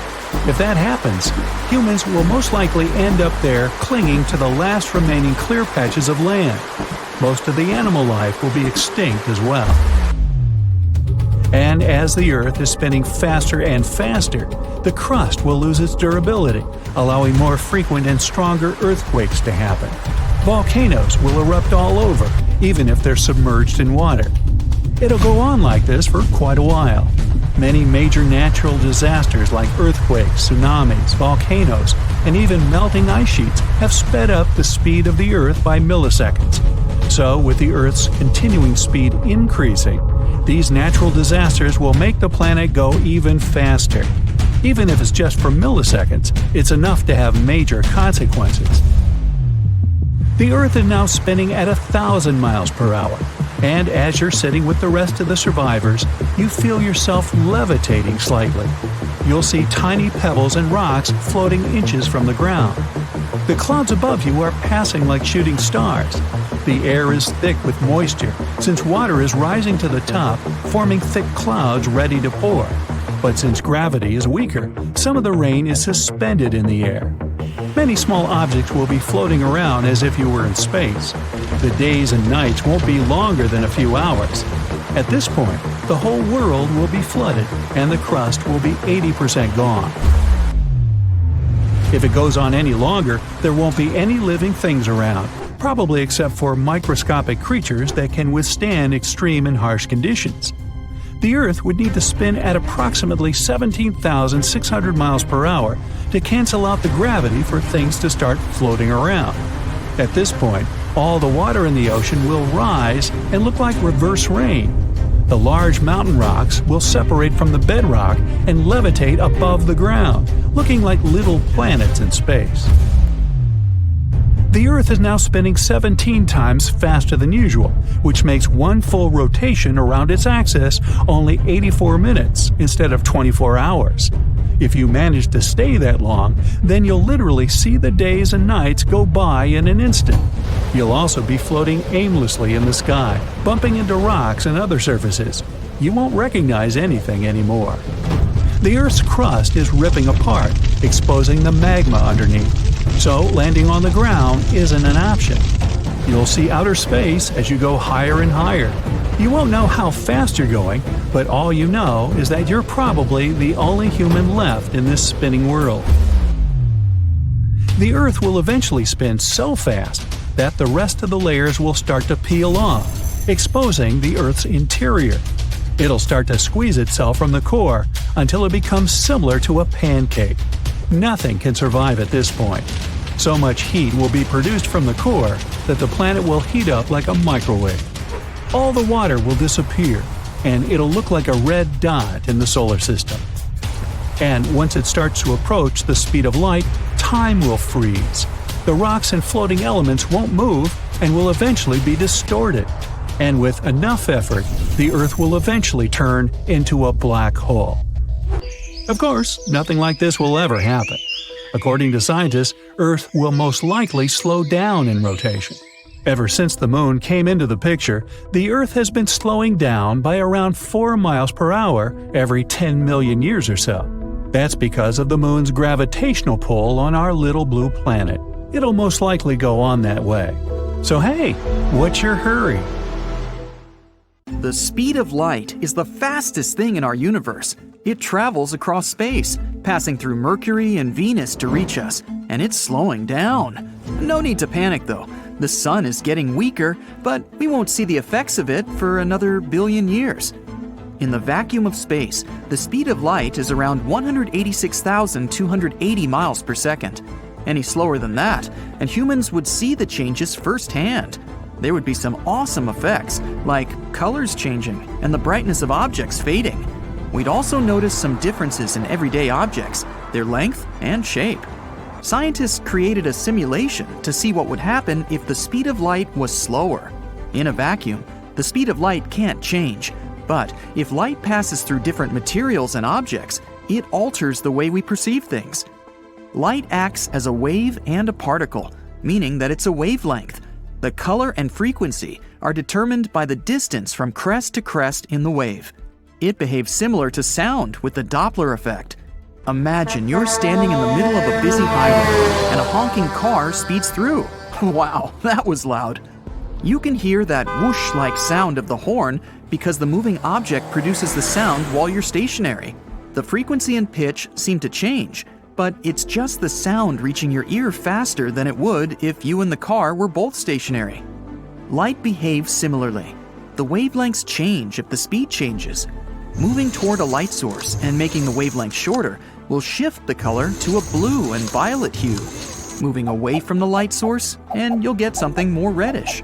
So if the speed of light slowed down to walking speed, we'd notice the colors changing when we approach an illuminated object. At the same time, the color would change around us and behind us. If you walk sideways, the colors you're walking toward would become bluer, and everything in the distance would become red. This information is useful to astronomers who are studying objects in space. If they're blue shifted, that means the object is moving towards us. And if it's red shifted, then it's going in the opposite direction. In fact, everything in the universe is red shifted, proving that the universe is expanding and getting further away from us. The slower it gets, the brighter it becomes. That's because the photons become more present for us to see. At this rate, we can see invisible light and increased intensity. You won't notice that effect much if you're standing still, but because of the Doppler effect, moving towards an object will have different colors and different light intensities. Another phenomenon we'd experience is time dilation. It's when you move at a similar speed as light and time decreases relative to someone who isn't. Space and time are relative. So if you're sitting at your desk wasting hours away, yeah, sounds familiar, doesn't it? All your movement will go through time and not through space. You're stationary, but you're still technically moving forward in time, slowly aging. The faster you move through space, the slower your movement through time will be. If you move at the same speed as light, then all your movement will be through space and not through time. To notice that, you'd need another person to watch you. You're not in a time machine.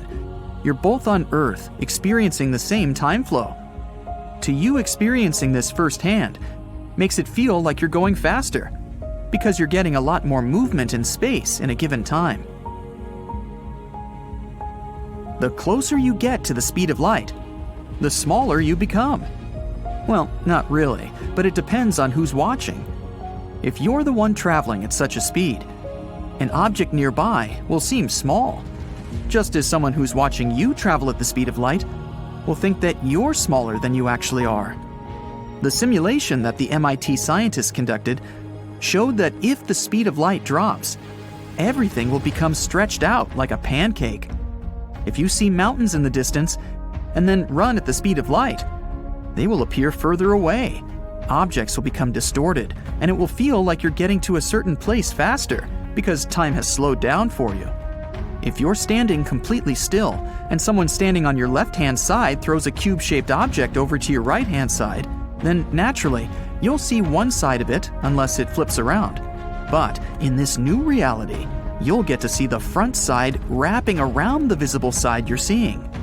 If you're moving at the same speed as light in an infinite space, everything will be stretched out as you reach infinite speeds. In a world where people can walk at the same speed as light, we'll perceive nothing as normal. We'll have to get used to the way we see objects. Every movement we make will result in drastic shifts of colors. Even turning your head to look at something will feel weird.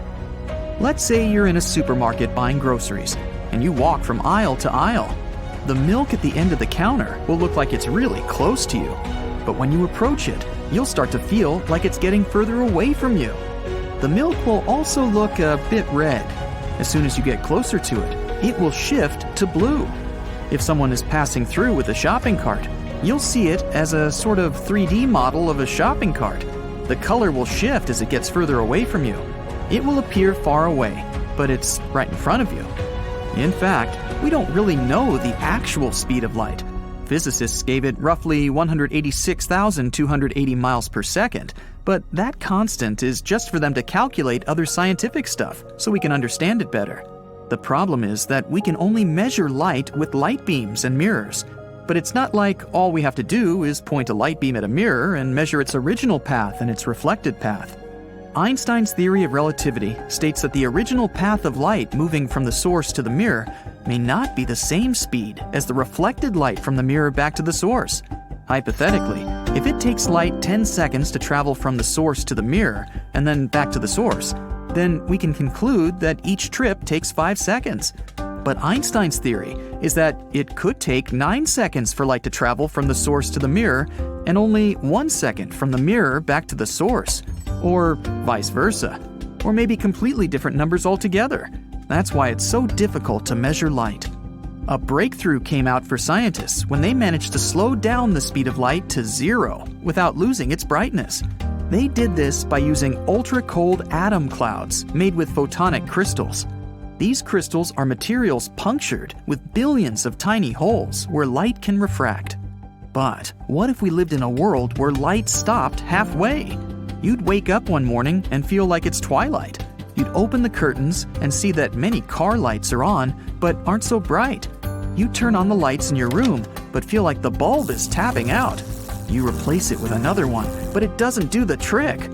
You turn on the lights everywhere in your house, but it's all just giving weak light.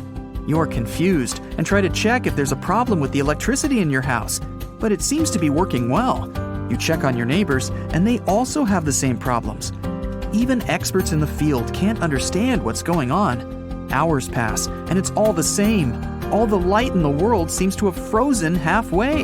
Your phone is low on brightness, even though you bumped it up to maximum. Everything is getting darker. You learn from the news that it's a global problem.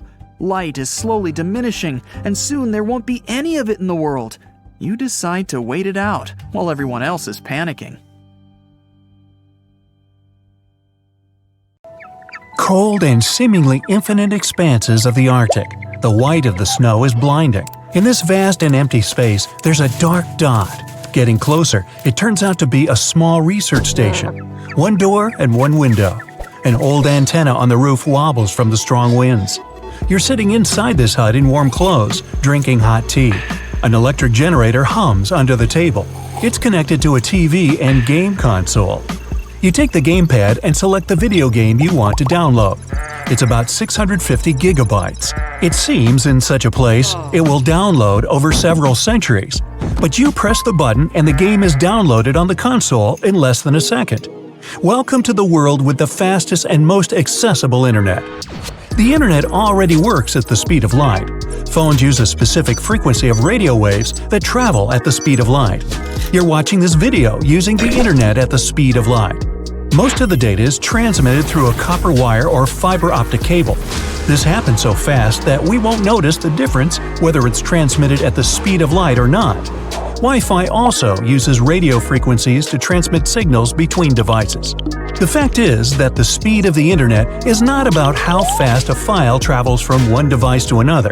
It's about how much data is transmitted over a certain time. So, let's imagine that data of any size can be loaded at the speed of light.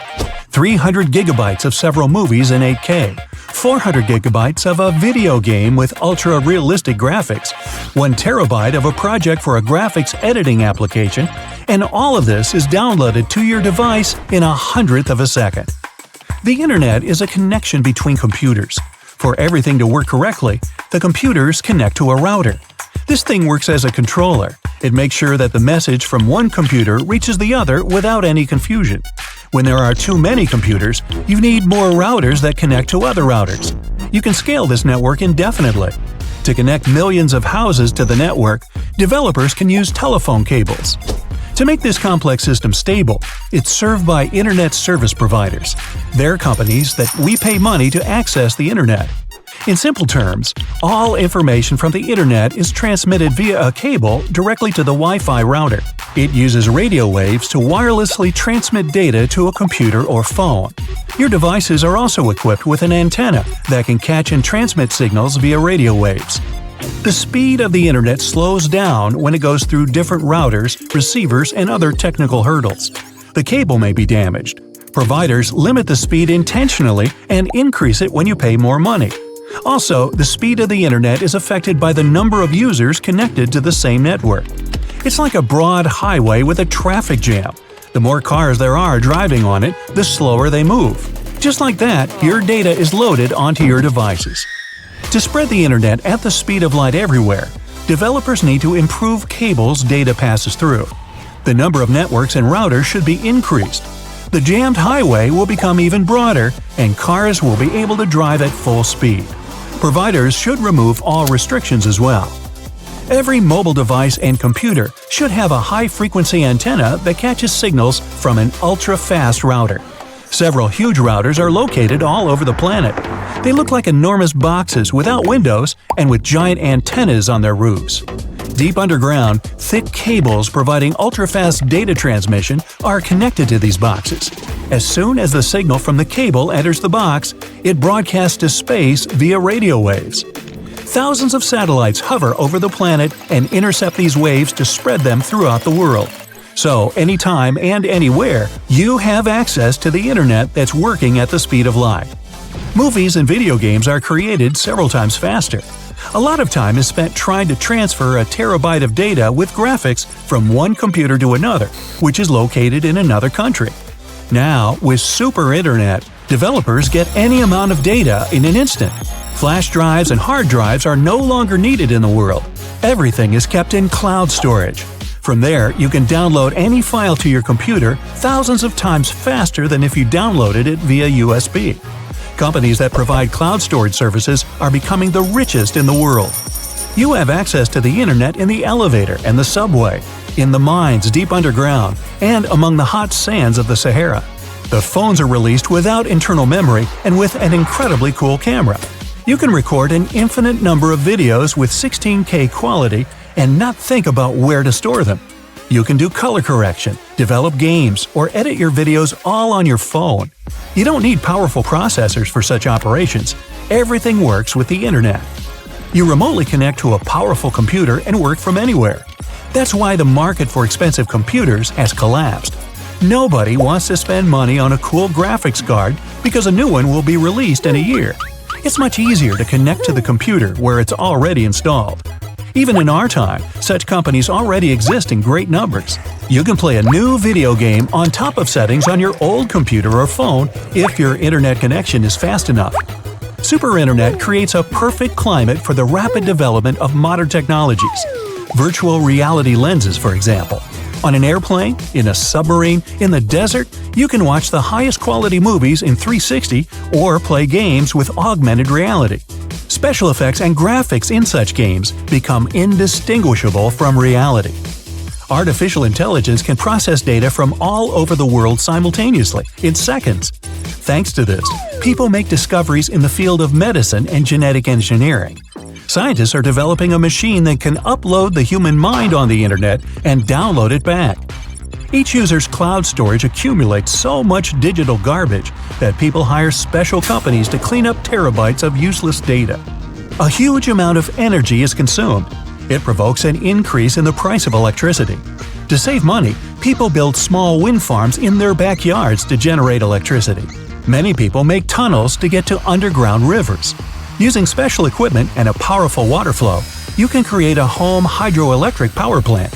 The roofs of most houses are covered with solar panels. The Internet is becoming as familiar to the world as the air. There's no longer a place where you can't connect to the web. Some vloggers put a phone in a box made of refractory metals and threw it into the mouth of a raging volcano. Even then, the connection wasn't broken until the phone melted. In a few years, the data on the internet as a whole increases thousands of times. Billions of petabytes must be stored somewhere. Developers around the world build data centers to support cloud storage. They appear underwater, underground, in the mountains, and even in forests. Scientists understand there won't be enough space for such data storage in the future. In addition, all centers emit strong radiation, which is bad for humans and the Earth's atmosphere. Therefore, the world's IT companies unite to create a giant data storage server in space. They build such a station in the orbit of our planet. Developers install special equipment there to ensure the operation of cloud storage.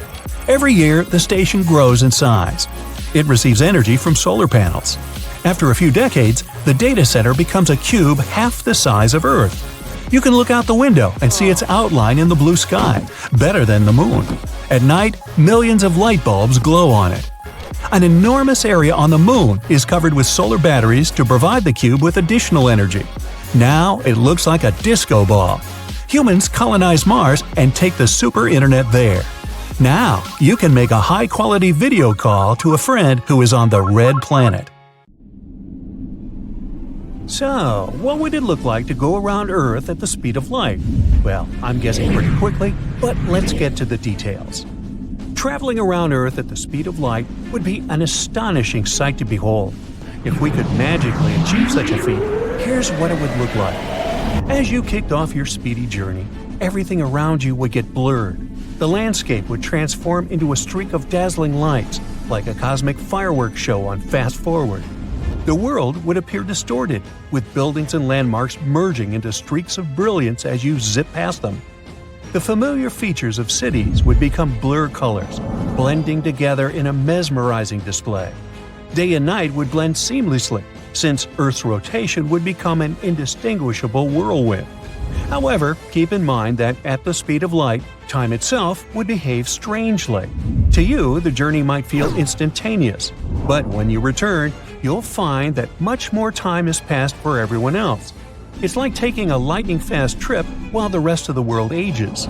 Sadly, achieving the speed of light is currently beyond our technological capabilities.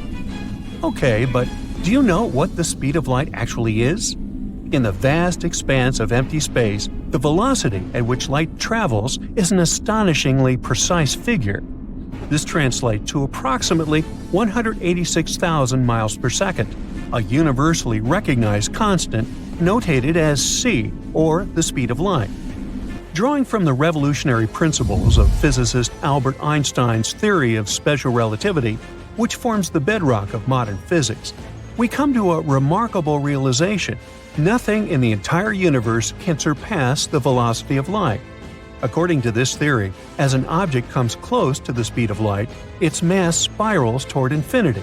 Consequently, the speed of light operates as an indisputable cosmic speed limit, casting its influence over the entirety of the universe. Such is the fixity of light's rapidity, yes, I have a thesaurus, that it finds purpose in defining internationally accepted units of measurement, like the meter and mile. The United States National Institute of Standards and Technology reveals that the speed of light even contributes to the definition of the kilogram and the temperature unit known as the Kelvin. Now, let's talk about the speed of dark. Darkness, the elusive counterpart of light, seemingly travels at the speed of light itself. In reality, darkness doesn't exist as a distinct physical entity, but is rather the absence of light. Whenever you block out a substantial portion of light, like when you cup your hands together, darkness fills the void. When discussing speeds, we can think of darkness as what emerges once the light ceases to illuminate, and it appears to move at the speed of light. Still with me? Yeah, my brain is starting to ooze out my ears too. Anyway, let's take a journey to distant space, far away from any light sources, such as the radiant sun. Imagine having a light bulb attached to the nose of your spaceship, emitting its luminosity in all directions through space at the speed of light. Now, if you momentarily turn off the light bulb and then turn it back on, a fascinating phenomenon occurs. Light continues to travel outward in all directions from before you dim the bulb, and subsequent light beams follow after you restore its glow. However, amidst these expanding spheres of light, an intriguing region emerges. It's the space in between there was no light because none was generated during the brief period when the bulb was off. So, in this cosmic spectacle, darkness appears to join the journey alongside light, seemingly chasing it at the speed of light. It reminds us that even in the absence of light, there is an enchanting interplay between shadows and illumination, each playing its unique role in the vast tapestry of the universe. You're in the middle of the Sahara. You see a huge awning with a red target pattern. Its surface is so hot you could fry food on it. A drop of water is to hit the center of this target at the speed of light. Theoretically and technically, this experiment is impossible to conduct. But if it happens, then mysterious nothing awaits us. And each version of this nothing will be different. So we'll do 3 drops. Option 1. It's better to do it from a great height or space. You take off on a jetpack into the stratosphere. You have a bottle of water in your hand. You pour out 1 drop. Let's say it starts accelerating itself. In this case, even at a low speed, a drop of water will burn up in the protective layers of the atmosphere. In less than a second, the drop will turn to vapor. Let's say our planet had no such protection as the atmosphere. The air resistance would still get rid of the drop. The drop is flying down at a tremendous speed. The cold wind turns it into an icicle. The greater the drop velocity is, the stronger the air resistance is. The drop is moving faster and faster, soon reaching the speed of sound. Then, it just smashes into thousands of small particles. Under such conditions, the drop will never be able to reach the Earth at the speed of light. Nothing happens because nothing gets to the target. The next attempt involves changing the drop. Oxygen, carbon dioxide, ozone, and other gases in the atmosphere destroy any falling object. But what if the drop didn't meet all these obstacles? You change the internal structure of water chemically. So, you put your jetpack on again and grab a bottle of water. At the height of the Earth's orbit, you open it and pour out 1 drop. It accelerates and there's no resistance. It passes through the hottest layers of the atmosphere, but doesn't burn, passing the freezing temperature, but doesn't freeze up. It flies to the ground, developing the speed of light, and crashes again. But nothing happens. The drop got the properties of a light particle, a photon. It's only under such condition that it might develop the speed we need. No object with mass, be it a car, a house, a tree, an ant, a single air, a grain of sand, or a molecule, can reach the speed of light. Only light particles are capable of it since they don't have mass. An intangible drop falls into the center of the target, and again, nothing happens. The third option. Scientists found a way to accelerate a drop to the required speed. They also have to change the molecular composition of water, making it more resistant to high and low temperatures. To make the drop reach the speed of light without any damage, you need to place it in a perfect vacuum. No air resistance, no protective layers of the atmosphere. We leave only space and the water. For this purpose, scientists need to build a long pipe. In the center of the Sahara, around the same target, people create a scientific center. From here, the pipe should go up. Its height is approximately the distance to the International Space Station. That's 254 miles, which is about the height of 50 Everest mountains. You can't connect to the ISS itself as it's moving all the time. It revolves around the Earth, completing 1 revolution in 90 minutes. That's why astrophysicists and engineers should build a small station designed for 1 person. And this station should move parallel to a single point on the ground. The vacuum tube is made of solid stainless materials so that rain and high temperature couldn't destroy it. Inside, it's an alloy of titanium and graphene, the most durable metal on Earth. The pipe is built horizontally. Then, with the help of several helicopters and cables, it's placed in an upright position and attached to a small space station. The pipe is equipped with small pumps that pump the air out and block its flow inside. The water drop shouldn't touch the walls, so there's a special layer of gravity plates. They push the water away from the pipe's surface, using the power of magnetism and sound waves. You put on a jetpack and fly to the station with a bottle of upgraded durable water. Your hands are shaking with excitement. Your breathing sounds loud in the spacesuit. You open the bottle, tilt it slightly, and pour 1 drop into a special box. Inside this container, the drop gets charged with the energy needed to develop the speed of light. Now it's ready for the journey. You look at the box, close your eyes, and press the start button. The drop flies into the pipe at a great speed. From the powerful blast wave, the entire station is thrown to the side. The drop accelerates, and at this point, the pipe made of the strongest metals on Earth begins to melt like ice cream. There's so much energy in the water now that it would be enough to provide electricity to a small city. And now the drop reaches the speed of light, which is 186,000 miles per second. The pipe turns to dust. It doesn't matter whether the drop hits the ground or not, because there will be nothing. Literally, all material objects, cars, houses, fields, oceans, computers, planes, ships, flowers, trees, should I go on, will disappear. Intangible things, such as gas, air, radio waves, electromagnetic radiation, billions of terabytes of digital information, all this will also be gone. Boy, are you in trouble. Any sound, shouting, music, the phone ringing, will be impossible to create and hear. The light will disappear, and then there will be complete darkness. But let's rewind time and see exactly what happened right now. It won't work though, because there's no time either. Imagine time as a stormy river that flows rapidly in one direction. Then this river falls into an endless pit and disappears completely. All this happened because a drop of water crashed into our planet at the speed of light. As soon as a drop begins to approach the needed speed, it loses its properties of water. It's now the most powerful and heaviest object in the universe. The energy that comes from it destroys everything for hundreds of thousands of miles. Concrete, ground, rocks, etc., etc., etc., and on and on and on. Everything disappears. In the first second, it all gets shattered into millions of tiny pieces. Then these pieces are torn apart into millions of even smaller particles. The molecules burn up. Imagine a paper map of the world. If you wet it and tear it, it will turn into wet paper scraps. If you burn it, then part of the map will turn to ashes, and the other part will simply fly into the air in the form of smoke. The map will remain, but it will never look the same. But if you destroy the map's molecules, it's safe to say that the map never existed. There's no trace of its existence. The same thing happens to our planet. The energy coming from a drop of water makes the Earth never exist in space. And now the drop exceeds the speed of light. A black hole starts evolving. It expands and absorbs all the space debris. Then the Moon. Soon it will be the turn of Mars and all the other planets in our solar system. The black hole expands and increases the force of gravity inside it. Together with our planet, it absorbs light. It's getting closer and closer to the Sun.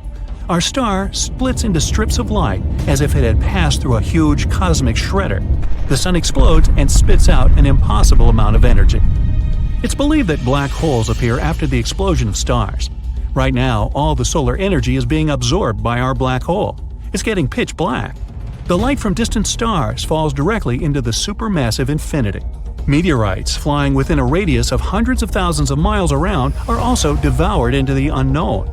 There are many black holes in space, but only one of them was created by a small drop of water. The higher the speed of any object, the heavier it gets. Mass is the amount of energy that an object has. When water molecules reach the speed of light, their mass begins to grow, and there are no limits to this. It becomes infinite. An infinite mass forms a black hole. It absorbs everything, and nobody knows what's inside the black hole. All that remains is darkness and the unimaginable force of gravity. So I'm guessing here that we probably should not be doing this experiment, should we? How about we make a baking soda volcano instead? Asteroids flying around is sometimes like a fierce game of dodgeball, where you never know when some of them can go in your direction. So we can just track the situation and hope for the best. To figure out the risks, scientists from different organizations have to study the positions and paths of the asteroids that come close to our planet, especially those that are at least 0.6 miles wide. And the good news is that none of these asteroids will probably hit us for at least the next 1,000 years. Phew! To give us an idea of their power, scientists did an experiment to simulate the impact of such a gigantic asteroid. The energy released from the collision would be a mind-blowing 100,000 megatons. That's like detonating 15,000 tons of dynamite. Also, if such a big asteroid hit us, Earth would cool down significantly because of all that debris that would go into the atmosphere and block sunlight. Plants wouldn't be able to get their fuel in this case, so we'd all be in trouble, both humans and animals. Thankfully, such mammoth asteroid impacts are quite rare. The larger an asteroid, the longer it takes it to collide with Earth. For example, it's estimated that asteroids with diameters of at least 0.6 miles strike our planet about once every 700,000 years. And if we're talking about even bigger ones that are 3 miles wide, well, those are predicted to come crashing down only once every 30 million years. Yay! But hold on. don't get too relaxed just yet. Astronomers focus on really large asteroids because those are the ones that can kinda doom our planet if they hit us. Yep, you got it right, in a dinosaur kind of way. Even if one of them didn't erase us completely, the damage would still be enormous.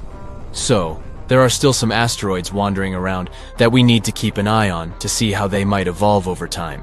Scientists have a model of tracking them where they focus on the parts of an asteroid's path that come close to our planet to see if the space rock poses a risk to us.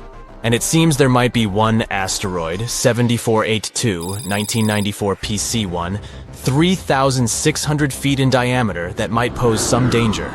It's supposed to come closer to our planet in the next 1,000 years. And when I say risky, it means there's a 0.0151% chance of it coming within one Earth-Moon distance.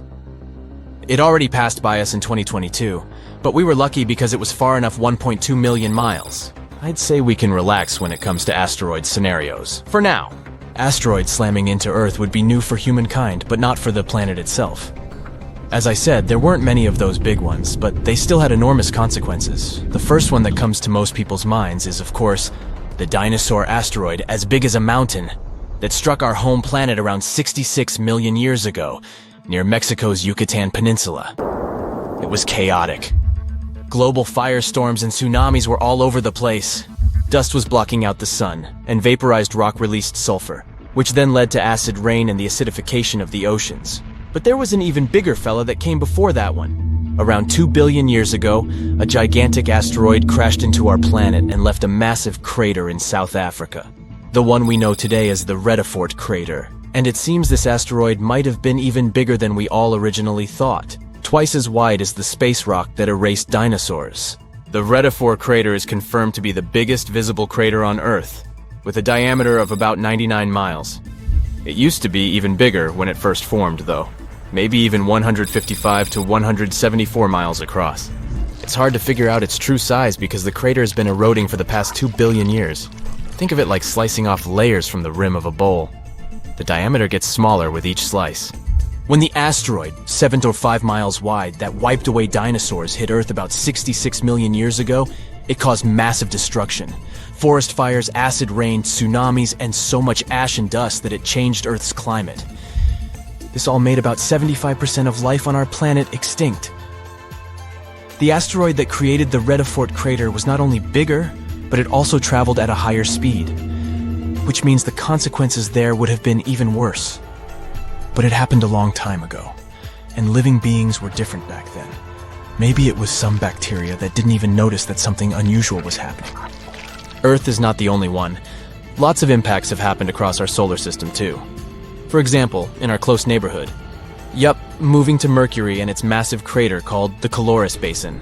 It measures about 950 miles across, which is more than the state of Texas. There's a ring of towering mountains around the crater which makes it look even more impressive. You can see different colors in the mosaic image of the Caloris Basin.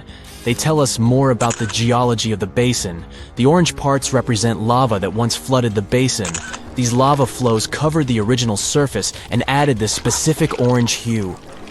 And after the lava flooded the basin on Mercury, smaller craters formed on top of the lava surface. These craters dug into the ground and uncovered the material hidden beneath the lava. Some of this material is blue in color. And this blue stuff could be a clue about what the original floor of the basin had looked like before the lava covered it. Venus, the hottest planet in our solar system, has a thick atmosphere that comes with a pretty good defense system against space rocks. It's so dense that it burns up most meteors before they even reach its surface. As a result, you won't see as many visible craters on Venus as on other rocky planets in our solar system. But Venus still has some scars that can tell us about some serious impacts that happened there. And one of the biggest scars we know about is Meade Crater. It's enormous. About 170 miles in diameter. The inner floor of this crater is relatively flat and kind of brighter than its surroundings. It's possible that the crater ended up filled with a mixture of melted rock after the impact, and maybe even lava from volcanic activity on Venus. Want to get an idea of what Earth might look like without its protective layer called atmosphere? Just take a look at the Moon. Its surface is littered with impact craters. This Tycho is one of the craters you'll easily notice on the Moon. When you look at the full moon, you can spot it as a distinct circle with bright rays that radiate outward, slightly off-center on the lower left side of the moon. This crater, 53 miles wide, has a beautiful central peak in the middle that's topped with an intriguing boulder. The size of this boulder is impressive. It would fill about half of a typical city block here on Earth. When talking about craters, we definitely can't leave out Mars. The red planet has a much thinner atmosphere than Earth. When spacecraft approach Mars, they rely on the planet's atmosphere to slow them down as they enter it. And indeed, the atmosphere helps slow spacecraft down during landing, but it's still not thick enough to completely protect Mars from all those space rocks that are coming all the time. From July to September 2018, a dark spot appeared on the southern pole of Mars. It consists of two distinct patterns. A theory says that the bigger, lighter-colored blast pattern can be the result of an impact shockwave scouring the ice surface. The impact generated winds that spread out and scoured the ice. The inner blast pattern, which is darker in color, occurred because the impacting object managed to penetrate the thin ice layer. As it hit the surface, it sent dark sand and debris flying. About 800,000 years ago, I wasn't around then, a gigantic asteroid soared through space and plummeted toward Earth. It slammed into our planet with enormous force. It blanketed 10% of Earth with shiny black and green lumps of rocky debris known as tektites. Tektites are pieces of rock that get liquefied by the heat of a meteorite impact. Then they cool down to look like dark, glassy pebbles. A trail of these tektites was strewn across Southeast Asia and reached all the way to eastern Antarctica. This is how scientists know this giant meteorite crash happened. Well, researchers spent nearly 100 years trying to find the gigantic crater caused by the impact. But tektites were too widespread. That's why they couldn't pinpoint the exact location until recently. A team of experts from different universities tried to discover the ground zero of the meteorite impact. They investigated several craters in China and Cambodia, but none seemed to be created by a meteorite crash. The experts then decided to investigate Laos. It's a country where they discovered the largest and most concentrated number of tektites. After ruling out all visible craters, the team came up with a new theory. What if the crater is hidden by something? In search of the potential crater, the scientists measured gravity readings at different locations all across Laos. At the site of an ancient volcanic eruption, below thick, dense layers of cooled volcanic lava, they discovered a severe gravitational anomaly. It turned out to be a large, elongated crater, over 300 feet deep and spreading 8 miles wide and 11 miles long. Based on the location and the crater's enormous size, scientists believe this is the impact site of the ancient meteorite. Meanwhile, over 2 billion years ago, long before the age of dinosaurs, Earth was struck by one of the largest asteroids to ever hit our planet. The asteroid was approximately 6 to 9 miles across and created the biggest impact crater on Earth. This is the Vredefort crater. You can find it in present-day South Africa.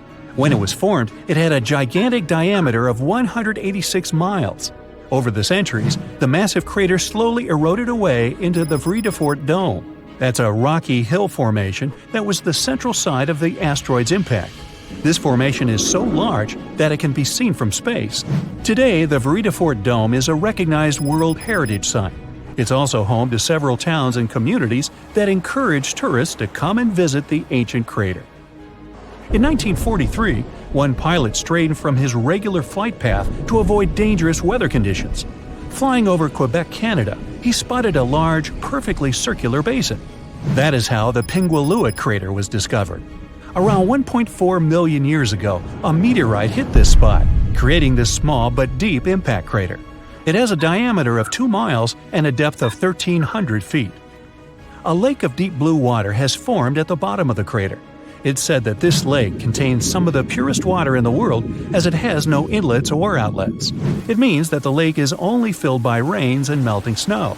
The lake is home to one species of fish, the Arctic char. The Sudbury Basin is also in Canada. Formed over 1.8 billion years ago, it's one of the largest and oldest impact craters in the world. It's located in Ontario, but the impact from the collision was so powerful that debris from it was found 500 miles away in Minnesota. Unlike most impact craters that have a circular shape, the Sudbury Basin is an oval. It's 39 miles long with a width of 19 miles. The original impact site might have been a whopping 10 miles deep, but its modern-day version is much shallower. The asteroid that created the basin carried a high concentration of natural minerals. This made the soil in the crater incredibly fruitful. Today, its floor is home to numerous fruit and vegetable farms. The unique crater formation of Sudbury Basin was used to train Apollo astronauts before they embarked on their missions to the Moon. Perhaps the most famous meteorite of all is the Chicxulub. That's the meteorite responsible for wiping out 75% of all plant and animal life on Earth, including the dinosaurs. The Chicxulub meteorite had a diameter of 6 miles when it struck Earth 66 million years ago. The crater now lies off the coast of Mexico, hidden deep beneath the seabed. It's around 93 miles across and 12 miles in depth. Recently, scientists managed to drill deep down into the highest peak of the impact crater to collect rock samples. They discovered that the disappearance of dinosaurs wasn't caused by the giant size of the meteorite or the scale of the blast. It was because of the exact location where the Chicxulub hit Earth. The meteorite struck part of our planet that was densely filled with a mineral compound called gypsum. It's a soft sulfate mineral that is typically used as a fertilizer. The collision blasted so much sulfur into the air that it blocked out the sun. This caused the prolonged dark winter that doomed the dinosaurs. One of the youngest craters on Earth is the Barringer crater in Winslow, Arizona. The Barringer crater is also one of the best preserved craters on Earth. It was formed 50,000 years ago when a heavy meteorite made mostly of iron plummeted down from space. Earth's atmosphere barely slowed down the massive chunk of metal. It collided with the ground with incredible force. The meteorite vaporized upon impact, leaving very few remains. The crater left by this powerful explosion was named after the man who identified it in 1903. It was a mining engineer named Daniel Barringer. The diameter of the crater is 3,900 feet and it goes 560 feet deep. The Barringer family still owns the impact site to this day. You can visit the crater and take a guided tour around its rim. The Papagai crater in Siberia is one of the most interesting craters on Earth. An asteroid impact over 35 million years ago formed this massive basin. The crater is 62 miles across, which makes it the fourth largest one in the world. This crater is unique as it's home to one of the largest diamond deposits in the world. The intense pressure from the collision transformed the graphite at the impact site into diamonds. Scientists say that the crater contains trillions of carats of diamonds, but no one has ever mined them due to the site's remote location and lack of infrastructure. In the year 1530 BCE, a meteoroid entered Earth's atmosphere before shattering into pieces. The meteorite's burning fragments rained down on Earth and crashed into the planet's surface. As a result, a group of craters appeared on a small Estonian island, Saaremaa. The largest crater is a 360-foot wide perfect circle. It's 70 feet deep and filled with blue water. 8 smaller craters that appeared during the collision can be found within a half-mile radius of the largest crater. The impact of the meteorite fragments caused the trees on the islands to catch fire. Almost all forests burned down. Luckily, the woodlands have now grown back and the craters are a popular hiking destination for tourists. A meteorite struck the area we now know as Quebec, Canada, around 200 million years ago. This collision created the 6th largest impact crater in the world. It had a diameter of 40 miles. Over the century, the outer rim of the crater has filled up with water. It's now known as Manicouagan Reservoir. The impact crater lake is so large it can be seen from space, and its strange shape gave the lake its nickname, the Eye of Quebec. The oldest meteorite crater in the world is in Western Australia. The Yarabuba crater is 2.2 billion years old. Well, that gets my vote for the best crater name. The impact site is so ancient that the original crater has completely eroded away. Yarabuba's diameter was around 19 to 43 miles. Scientists managed to figure out the age of the impact site by analyzing the ancient crystals and minerals found within the crater. The problem with that asteroid that destroyed dinosaurs was not that it fell, but where it fell. This colossal space rock found the worst place where it could land. Also, the angle at which it hit the ground was the most unfortunate. If it had fallen vertically, there would have been less destruction. But it fell at such an angle that it threw a huge amount of dust into the air. After the disaster occurred, tons of soot started burning. 65 million years ago, only 13% of Earth's surface contained the right amount of sulfur and oil needed to form a colossal amount of soot. If the asteroid had fallen on the other 87% of the territory, dinosaurs could still be living today, but it hit the worst place and lifted 1 million tons of burning material into the sky. A cloud of incandescent particles covered the sky and set off on a journey across the mainland. Then, these particles settled on the ground and caused large-scale fires. Trees were burning and sending more soot into the sky. But the asteroid collided not only with rocks, it fell on the coast in a place where the seabed was filled with sulfate. As a result of the collision, it started burning, which caused the release of sulfuric acid into the atmosphere. The air became poisoned. It seems the dinosaurs didn't stand a chance. And now, let's imagine the asteroid falling in another place, somewhere in the middle of the ocean. Huge waves flooded part of the land, but almost all kinds of dinosaurs survived. Or even better, the rock could have fallen somewhere in the desert and left behind a giant crater. That's all. Yes, several dinosaurs passing by wouldn't have survived the collision, but the situation wouldn't have been so critical in general. So, giant lizards remain dominant on our planet.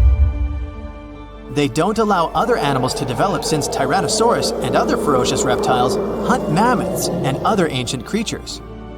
The population of mammals is decreasing. Velociraptors are fighting for territories with saber-toothed tigers and giant bears. A struggle for survival between dinosaurs and other animals begins. Then, the Ice Age comes, and some reptiles don't survive. Then, new players enter the field. Those are humans' early ancestors. Living side by side with dinosaurs is difficult. Lizards attack settlements and caves, so people have to build high walls for protection. By the way, the Tyrannosaurus poses less danger to people than you might have thought. According to the latest research, many creatures were able to run away from this monster. Yes, you probably saw how easily they caught up with cars in the movies, but it wouldn't be as scary in reality. Paleontologists and biologists have analyzed the strength of dino's bones and found out that the creature couldn't reach high speeds. The maximum it was capable of was running twice as slow as a field athlete. Thousands of years have passed. People have learned to live with dinosaurs. They've even managed to tame some lizards. They've domesticated herbivorous dinosaurs to develop agriculture. Triceratopses and bulls now plow fields together. Imagine farms swarming with diplodocuses or brachiosauruses. People climb their long necks and pick fruit from high trees. Stegosauruses protect pastures from wolves and velociraptors. Dinosaurs with shells, such as ankylosauruses, help people cross deserts. They, along with camels and donkeys, carry heavy loads. People share the planet with ancient lizards and live in harmony. The situation in the seas and oceans is much worse. Sea reptiles attack wooden ships and catch all the fish. Imagine that you're sailing to another continent with tons of grain, fabrics, fur, and other goods. And then a giant mosasaur appears on the horizon. It's one of the most powerful sea lizards. A great white shark looks like a small fish next to it. The creature could easily defeat a megalodon. And then it comes across a wooden ship. It bites into the deck and pulls the whole boat underwater. Water dinosaurs are the main obstacle to communication between countries. This slows the progress down for 100 years. People built metal ships to withstand the attacks of the mosasaur. And finally, they managed to establish sea connections. A similar problem occurs when the first planes take off into the sky. Imagine you're flying on a passenger Boeing. You look out of the window and see a pterodactyl. Wait, it's impossible. These winged lizards aren't so fast, but they can catch up with a helicopter or some old biplanes. This poses a serious threat to flights, so people install sound protection systems on board each aircraft. Pterodactyls hear irritating ultrasound from a distance and fly as far away from it as possible. People equip submarines and ships with the same sound shields. Then, after people have learned how to defend themselves from dinosaurs, another problem appears. Lizards are the kings of wildlife, so they displace all other animal species. Dinosaurs run across African savannas, and lizards with fur live in cold winter forests. Lions, wolves, and bears are not the rulers of the wild. Rhinos fight with Parasaurolophuses. Stegosauruses attack hippos and take away their territories. Venomous dinosaurs live in jungles. Lizards that can climb trees scare monkeys. Imagine a reptilian ape jumping from one branch to another. To save regular animals from extinction, people have to control the population of predatory reptiles. Huge parks and nature reserves appear in all countries. People transport dinosaurs there and separate them from other wildlife. Dinosaurs seem to be completely under control. When the danger caused by giant reptiles passes, people begin to breed smaller, harmless lizards. Someone buys a chameleon, and someone keeps a Microscopic at home. There are dinosaur exhibitions. People take these creatures for a walk as if they were dogs. Some people take selfies with reptiles, go shopping, and sit in cafes with small lizards. Dinosaurs aren't formidable now. They're kinda cute. People ride horses, camels, Parasaurolophuses, and Pachycephalosauruses. Of course, many have tried to tame velociraptors, but failed. Those are dangerous reptiles and they don't know how to obey. Taming them is almost as difficult as taming an alligator. But dogs and cats are still more popular because they're more intelligent. The brain of a dinosaur is almost the same as that of a chicken. But who knows, if they had lived to this day, perhaps they would have evolved into smarter creatures. Just imagine if dinos were intelligent. In this case, people would have a big problem. Some scientists think that even if a meteorite hadn't destroyed the dinosaurs, they wouldn't have survived to this day.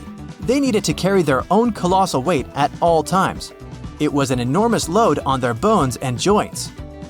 Most dinosaurs wouldn't have been able to survive the Ice Age with such characteristics, but smaller lizards might have succeeded. Fast and agile dinosaurs, such as velociraptors and Pachycephalosauruses, would have survived, but in what form? Could dinosaurs have already evolved into something else? Look at the good old chicken. Many scientists believe it's a direct descendant of the formidable Tyrannosaurus. Somewhere deep inside the bird's DNA, there are genes that the dinosaur had. Yep, it's hard to believe, but look at the chicken's body structure and how it walks. Remove the plumage, cover the creature with scales, and give it toothy jaws instead of a beak. And now, you have a mini T-Rex in the coop. And by the way, not only chickens might be the relatives of giant lizards, many birds are dinosaurs' living descendants. Surprisingly, alligators, snakes, crocodiles, and monitor lizards are not as close to ancient reptiles as pelicans, storks, and other flying creatures. Over millions of years of evolution, the paws of dinosaurs turned into wings, and toothy elongated jaws ended up as beaks. The genetics of birds is the key to understanding dinosaurs. Pelicans are similar to pterodactyls, ostriches to velociraptors. Perhaps many other animals also share some genes with ancient lizards. If the meteorite hadn't fallen, all dinosaurs would have evolved into completely different, unusual creatures. Scientists want to carefully study the DNA of birds and try to reverse evolution with the help of genetic engineering.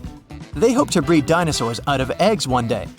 But to do this, they need to find a specific genome that hasn't changed over tens of millions of years. It hides in the DNA. And it's not so easy to find it and extract it. Do you think we will see powerful reptiles by 2050? Uh-oh. Something is nearing the surface of the planet. It looks like a fireball, hurtling closer and closer at a truly incredible speed. Soon, it becomes obvious that the collision is inevitable.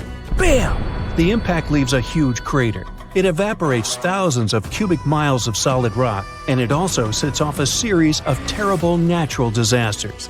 Yeah, I know what you're thinking. You believe I'm talking about the catastrophic collision that occurred around 66 million years ago on Earth. You know, the one that's responsible for the extinction of non-avian dinosaurs and 3/4 of other life forms on our planet? But no, the disaster I'm talking about happened on a different planet. Scientists think that our close neighbor, Mars, once experienced the same catastrophe that struck Earth. It happened around 3.4 billion years ago. An asteroid collision might have caused a mega tsunami on the red planet, similar to the one that caused the Chicxulub impact on Earth. Scientists have identified an impact crater on Mars that was probably left by a comet or asteroid collision with the surface of the planet.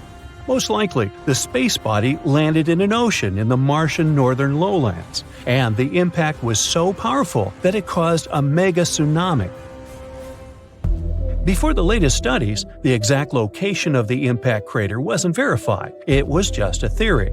To confirm it, a team of astronomers simulated a comet and asteroid collision in the area where they supposed the impact crater was. They even named this crater Hall. Hall is 68 miles across and lies in a region that is almost 400 feet below the supposed sea level. Anyway, the simulations formed several craters of the same size as Paul. One of the simulations claimed that these craters had been left by a 5-mile-wide asteroid that had encountered strong ground resistance.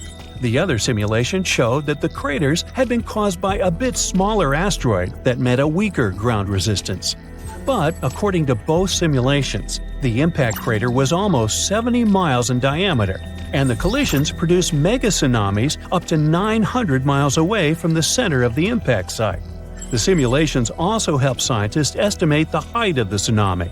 It was about 820 feet tall, almost as tall as the Eiffel Tower. The authors of the study also suggest that the Pole crater might be similar to the Chicxulub impact crater on our planet. The Chicxulub asteroid, as we now know it, is believed to come from the outer reaches of the solar system. This space body was at least 6 miles across. It crashed into the shallow seawaters near the Yucatan Peninsula. This splashdown was so powerful that it left its signature on the entire face of the planet.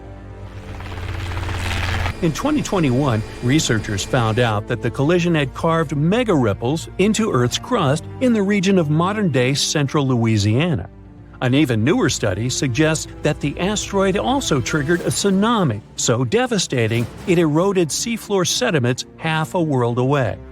The team of scientists remodeled the events of the first 10 minutes after the impact, and the model showed that the asteroid had produced waves up to 30,000 times greater than one of the largest tsunamis people have ever recorded, the Indian Ocean tsunami that hit Indonesia in 2004. The collision displaced so much water that it created a wave almost a mile high. That's like 2 Burj Khalifas, which is the tallest construction in the world, stacked one on top of the other. And of course, all that empty space didn't stay empty for long. The ocean gushed back to fill the crater. But in the process, it only ricocheted off the crater's rim, which produced even more waves. After that, tsunami waves that were more than 33 feet tall traveled around the world at a speed of 3 feet per second, lashing at all coastlines on their way. Imagine a 3-story building rushing up to you. No wonder the largest and fastest-moving waves occurred near the impact area in the open waters of the Gulf of Mexico. Those rose more than 330 feet tall, which is taller than the Statue of Liberty, and moved at a speed 10 times greater than more distant tsunami waves. But back to the Red Planet. Some experts think that not 1 but 2 mega tsunamis could happen on Mars. They could be triggered by a pair of meteor impacts that were several millions of years apart. Between these 2 collisions, Mars went through a period of climate changes. As a result, liquid water on its surface turned into ice. In other words, the first asteroid impact most likely produced waves composed of liquid water, and the second tsunami was probably formed by rounded chunks of ice water. By the way, the largest asteroid to have ever crashed into Earth might not actually be the one that ended dinosaurs. A much more catastrophic collision likely happened about 3.5 billion years ago. New evidence scientists found in northwestern Australia suggests that the asteroid I'm talking about was 12 to 18 miles across. It struck Earth at an immense speed, releasing an unimaginable amount of energy. Now, this made me think, what if something like that happened these days? More than 30,000 objects that are circling Earth these days could potentially crash into our planet. NASA considers around 1,500 of them to be potentially hazardous. These space rocks are the remains left after the solar system was formed some 4.6 billion years ago. For example, in 2004, astronomers discovered a huge asteroid nearing Earth. The first observation showed that the chance of the space rock hitting our planet was less than 3%. The asteroid was named Apophis. It's more than 1,200 feet across and weighs about 20 million tons. It's supposed to streak across the sky on April 13, 2029. Apophis will pass at a distance of 19,000 miles away from Earth's surface. But even though this space rock might miss our planet in 2029, it doesn't mean it won't return 15 years later in 2036. If such an object hits our planet, the consequences will be unpredictable. They can vary from shattered glass and broken windows to most life forms getting wiped off the face of the Earth. And it'll probably affect the internet. Now that last thought is truly scary. But luckily, modern technologies are likely to help us avoid any catastrophic consequences. Experts have developed several ways to prevent a real-life disaster movie from happening. For one thing, we could use a spacecraft to knock this visitor from outer space off its course. Or it could somehow be blasted into pieces. Scientists could also slow the thing down with the help of concentrated sunlight. Or people could tug it away with a gravity tractor. That's a theoretical spacecraft that can influence objects in space without touching them. In sci-fi movies, a huge asteroid often sneaks up on Earth and turns out to be a nasty surprise to astronomers. It hurtles toward our planet at breakneck speed and gets discovered just weeks or even days before the collision. In reality, scientists are constantly watching all large objects in Earth's neighborhood. It means there would be plenty of time to do something before the inevitable happened. There are 3 kinds of missions scientists could prepare at short notice. Type 0, when a heavy spacecraft hurtles toward the intruder with one single goal: to knock it off its course. In this case, astronomers would have to rely on the already available information. The Type 1 mission would involve a scout. It would be launched first to get more close-up information about the space rock. Only after that, the main spacecraft would be launched. With more precise information, its journey would be way more productive. And if scientists chose the Type 2 mission, they would send a scout and a small spacecraft at the same time. The spacecraft would knock the asteroid a bit off its course. Then the scout would collect all the necessary information. Based on this data, the spacecraft would finish its job with a more fine-tuned second push. If none of these methods work, people could try going deep underground or even build a shelter on the ocean floor. But in this case, we'd need to find sources of energy that could help us survive for at least several decades. Plus, people would have to create a life support system that could somehow keep air and water fresh. You look up and see a bright orange flash in the sky. A bit later, you hear a boom so loud the window panes around you burst into pieces. And then you see it. A giant piece of space rock burning high above your head, heading for Earth. When it touches the surface, the explosion leaves behind an enormous crater. It's 12 miles deep and as wide as Lake Michigan. After that, 3/4 of all living organisms on our planet are on the edge of survival. This event took place about 66 million years ago, and the bright flash in the sky was the very asteroid that wiped out the dinosaurs. These days, people have many ways to protect themselves, like we could hide in bunkers deep underground and survive. Such bunkers would already come in handy, since there are many asteroids in the sky, and some of them are just waiting for their ticket to Earth to wreak some havoc. For example, the asteroid 1990 MU. In 2027, it'll come alarmingly close to our planet.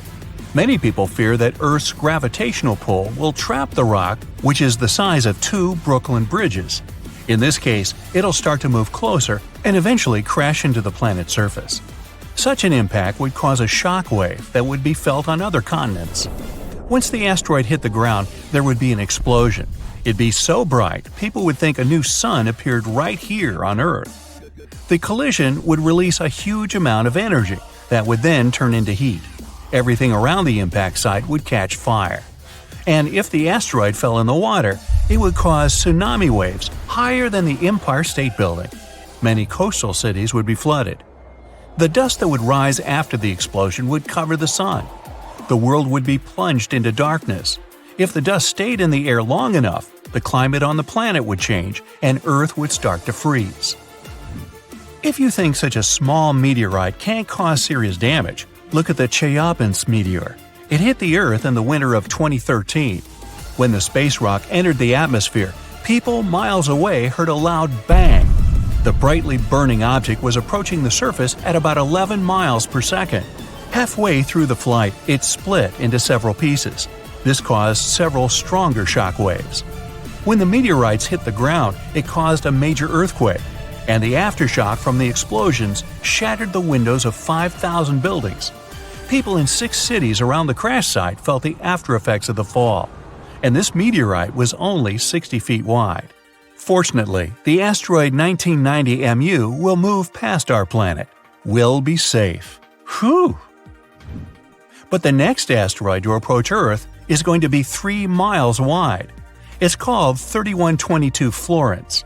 If this giant hit our planet, it could wipe entire continents off the face of the Earth. In 2017, this space rock got awfully close to us. It could be seen in the sky even with a small telescope. Now, the next asteroid is the biggest one to worry about, 1999 JM8. It's about as wide as Manhattan, and it has an unnerving habit of approaching Earth a bit too close for everyone's liking. A small asteroid named 2020 VT4 got closer to our planet than all others have ever done. In November 2020, it flew over the Pacific Ocean at an altitude a bit smaller than the distance from Los Angeles to Las Vegas. That space rock was about the size of a big car. If it did make it to Earth's atmosphere, it would burn up completely before touching the ground. Falling asteroids and meteorites aren't uncommon on our planet.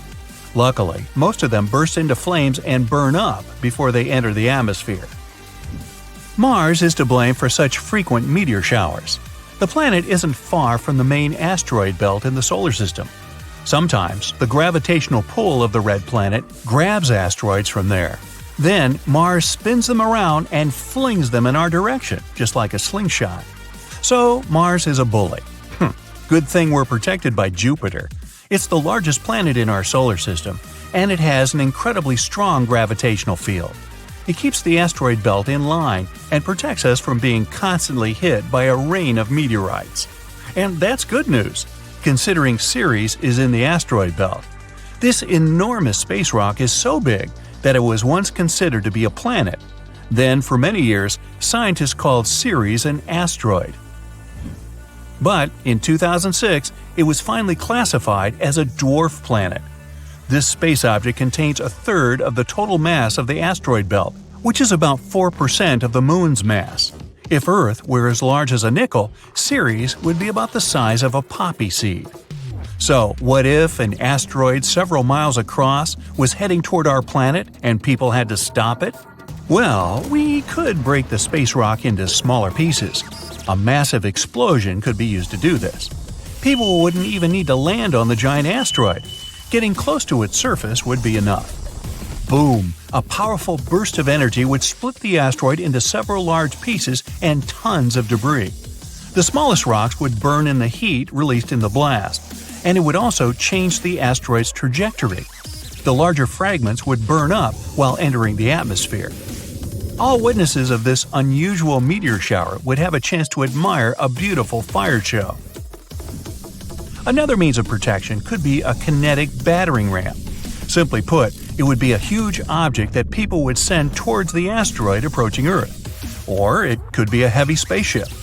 This is the method scientists produced to prevent the asteroid Apophis from falling to Earth. This guy is 1,200 feet across and often passes by our planet, coming as close as 19,000 miles above Earth's surface. The asteroid is going to pass close to our planet again in 2029, and there is a possibility that in 3036 it might crash into the Earth. If it happened, the explosion would leave a crater more than 3 miles across. Within 6 miles of the impact zone, all buildings and subway tunnels would be crushed or severely damaged. The event would also trigger a powerful earthquake. In the area of 30 miles away from the crater, car windows and window panes in houses would be shattered. And 75 miles away from the impact site, the earthquake would move furniture and buildings. One way to stop such a catastrophe is to build a heavy spaceship. It would take off from Earth, speed up, and then ram into the asteroid with great force. This impact would alter the course of the huge space rock, and it would fly past our planet. We could also try to stop the asteroid by wrapping it in foil. This would make its surface reflective, and then solar pressure might gradually change the asteroid's trajectory. Another alternative is using the gravitational tug. In this case, we would send an unmanned spaceship, large and heavy, toward the asteroid. It would fly over the space rock and slowly draw the thing closer with its gravitational pull. A small change, of course, would be enough to make the asteroid fly past our planet. Another way to protect Earth would be to build a system of giant lenses in space. Perhaps you've tried focusing sunlight with eyeglass lenses. Then you know how hot this sunlight can get. Now imagine having many giant lenses that are all directed at one point. Scientists think that focusing such a powerful beam of light on the asteroid would make the rock melt and evaporate, slowly changing its route. And one more way to protect ourselves from the asteroid would be to install several rocket engines on its surface. It would turn the space object into a rocket, and we could set its course from Earth. Rogue stars pose a much bigger danger. Like asteroids, they fly through space and can collide with anything in their path. The problem is that they have a gigantic mass, sometimes comparable to our Sun's. Around 70,000 years ago, a duo of rogue stars whooshed past the Sun. It didn't affect Earth, but caused some disturbance on the outskirts of the solar system. This event is likely to happen again someday. The rogue star Gliese 710, about half the mass of our Sun, is moving toward our solar system right now. There's a possibility that it'll begin to grab asteroids from the outer asteroid belt and toss them at us. And then, rare meteor showers you can observe these days will become a regular occurrence. But right now, this rogue star is extremely far from our world, and there's a bigger chance that it'll pass by without affecting our peaceful existence. A huge meteorite enters our atmosphere, causing an explosion of catastrophic proportions. All forms of life on Earth cease to exist. A giant wave of fire wraps around the planet several times until only ash and dust remain of the green landscape. But then again, there's another option for our planet's future. The sun could swallow it. Wait. Who is this? In the course of its evolution, our star will keep expanding. Am I the only one hearing this voice? Until it gets so big that it just swallows our planet without even noticing it. Hey buddy, that's my video. I don't think so. Okay, alright, I'll share it with you. But let's not look that far into the future. Whatever you say, buddy. How about the fact that the Earth will soon have rings? Like Saturn? Almost. Saturn's rings are made of dust and ice. Yeah, I've heard about that. Thousands of years ago, something really mysterious happened in Saturn's orbit. The planet's gravity tore one of its satellites apart. Yes, Saturn is a gas giant. It's 95 times heavier than Earth, so it has stronger gravity. It attracted a small moon from its orbit to its surface. Then, it was torn apart from the inside by tidal forces, like the ones between Earth and Moon. Many huge fragments stuck in Saturn's orbit. Some scientists say there was a collision of two moons there. They crashed into each other like billiard balls. As a result, both cosmic bodies turned into a pile of debris and blocks of ice. No matter how they got there, this debris started circling Saturn. They collided with each other, turning into smaller rocks. It was a kind of cosmic blender. Rocks gradually ground into dust, and huge blocks of ice turned into small crystals. On average, the objects are in the same ratio to these rings as a human fingernail to a school bus. And soon, similar rings will appear around Earth. But how? I mean, we have the moon, and it's hard to imagine that it could break apart at any moment. Plus, we don't have another moon to recreate the same collision in our orbit. Space junk. We have a lot of it. We started launching spacecraft into Earth's orbit in about 1957, and it almost always follows the same scenario. Ah, yes. The rocket consists of several parts, a booster, or even several of them, the second stage of the rocket, and a cargo, which is contained in a capsule at the end of the rocket. The booster accelerates the rocket to almost orbit and then undocks. The second stage fires up the engines and climbs even higher to get the cargo into orbit. Then the second stage undocks as well, and the cargo capsule releases the satellite or space probe into outer space. Yes, the first and the second stages of the rocket and the cargo capsule were disposable. That means they stayed in Earth's orbit. Over time, our planet attracted them. They entered the atmosphere and burned up because of friction with the air. But many objects keep orbiting our planet for decades. As of 2021, there are about 170 million space debris objects in our orbit. These are parts of spacecraft, like the bolts used to undock rocket stages. There are also old artificial satellites, operating ones, functioning spacecraft, and debris from collisions that had already happened. Oh, I've heard about that. In 2009, two satellites collided with each other. Both satellites were destroyed. They shattered into about 600 pieces of different sizes. Yes, and these sharp metal fragments are flying in orbit at about 6 miles per second. So they could make a trip from New York to London in less than 10 minutes. Yeah, that's about the same speed at which our rockets fly. And that's about 45 times faster than commercial airplanes. So these fragments have a lot of energy. As they collide with each other, they shatter and become smaller. Just like the moon debris around Saturn. Exactly. But a bunch of metal debris orbiting faster than the speed of sound can damage our spacecraft, right? Yes. The International Space Station has already turned on its engines to maneuver once to avoid a collision with a cloud of space debris. Sharp metal parts can damage the hull of the space station or even puncture it. Then the ISS, worth about $150 billion, would be destroyed. So, if we keep throwing debris into orbit, we could really give our planet the rings. And then they will be visible even during the day. They will reflect sunlight, just like the moon. And if you look out the window, you'll see beautiful stripes interrupted by the shadow that the Earth casts. It's an amazing view. Do you want to see an even more unusual one?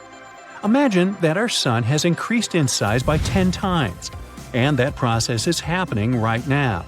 Our star is a giant boiler burning hydrogen.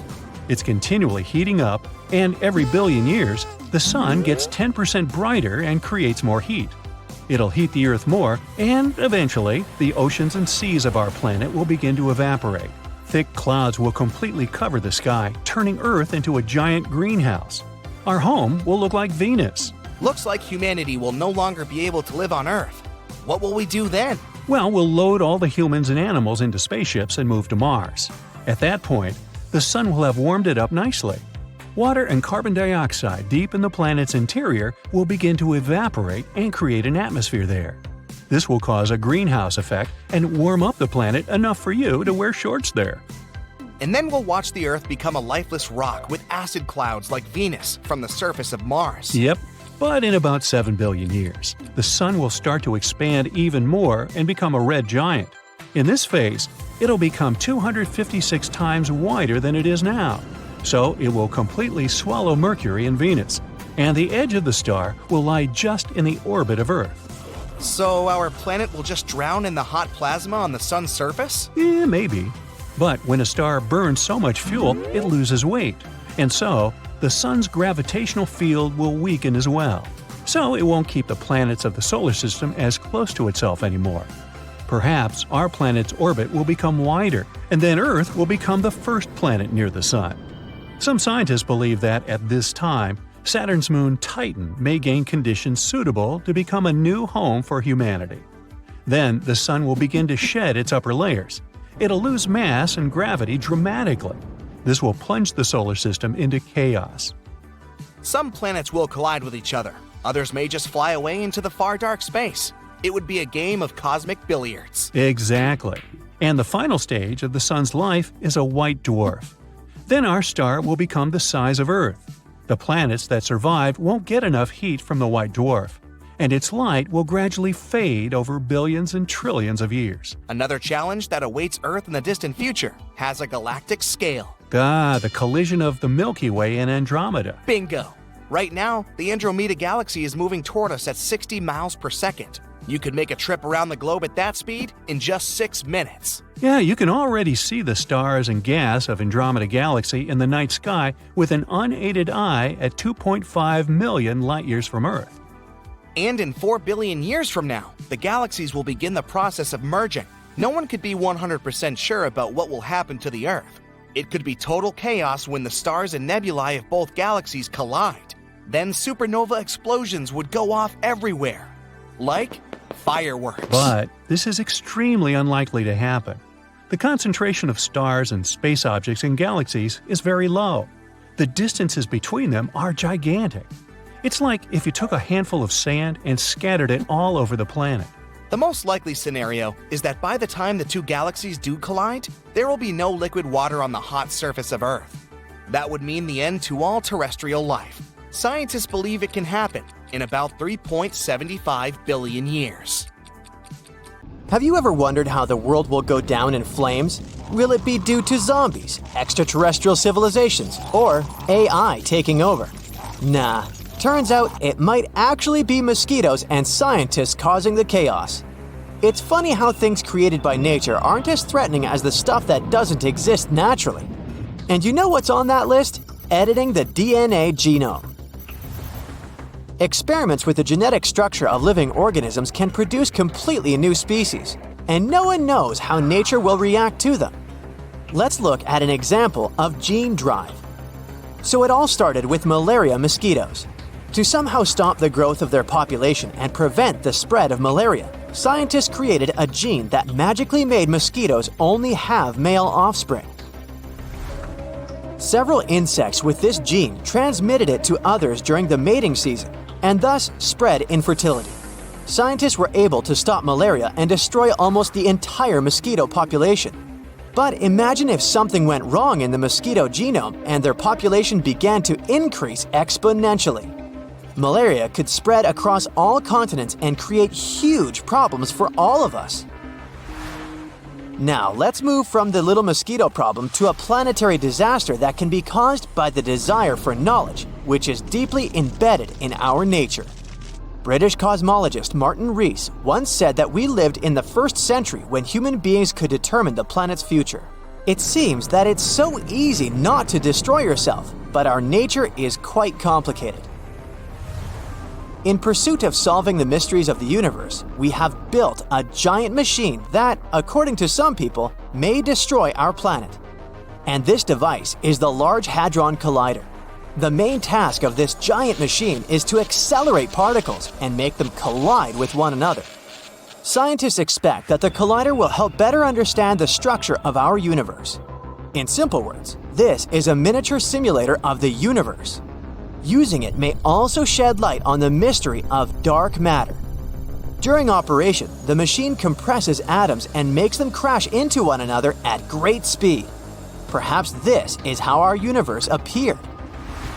Some people fear that a small black hole may form because of this collision. A tiny particle with a huge weight will pull all objects inside itself. Its mass will grow, but its size won't change much.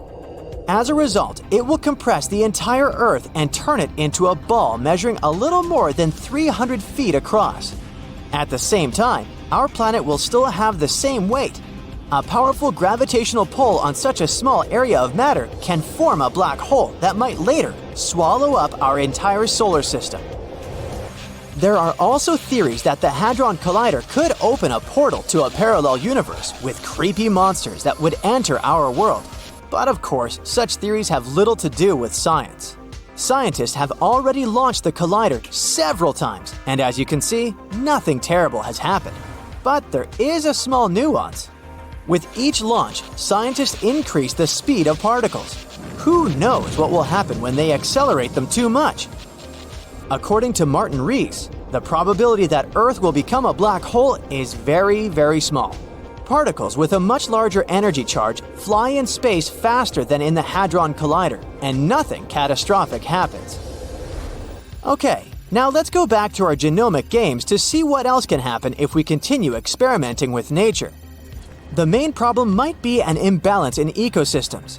In the 19th century, sailors accidentally brought mice to Gough Island in the South Atlantic Ocean. Rodents had no dangerous enemies there, so their population began to grow. Mice began to displace dozens of birds from their home. The rodents attacked the chicks and reduced the population of entire species. Trying to save the birds, scientists decided to get rid of the mice, but these little creatures still managed to survive. As a result, the balance of the whole ecosystem was disrupted. Using gene drive to get rid of one species can lead to uncontrolled population growth of another. Imagine that malaria mosquitoes controlled the population of some flies. And what would happen if these flies lost their main natural enemy? The population of these flies would start destroying other species, and it would begin a chain of destructive events. All this suggests that playing with things that don't exist in nature is very dangerous. We worry a lot about how artificial intelligence can take over the world and eliminate us. Still, at the same time, we don't pay attention to our actions. Genome editing can lead to positive consequences, such as the appearance of healthier people, and destructive ones, like the creation of artificial bacteria that can cause serious health problems. In general, destroying other species is a trait inherent in humans. Because of our actions, many animals have disappeared from the face of the earth. Moreover, we even destroy each other. Such aggressive behavior is our nature. And artificial intelligence doesn't have anthropomorphic properties. Its logic may be completely different from ours, and instead of destroying people, it might strive to save them. And we have something to save us from. Remember the giant asteroid that erased more than half of the living creatures on Earth? The fall of the space rock caused a massive blast wave, a tsunami, earthquakes, and dust clouds that covered the sun. Dinosaurs and other animals couldn't survive in such conditions.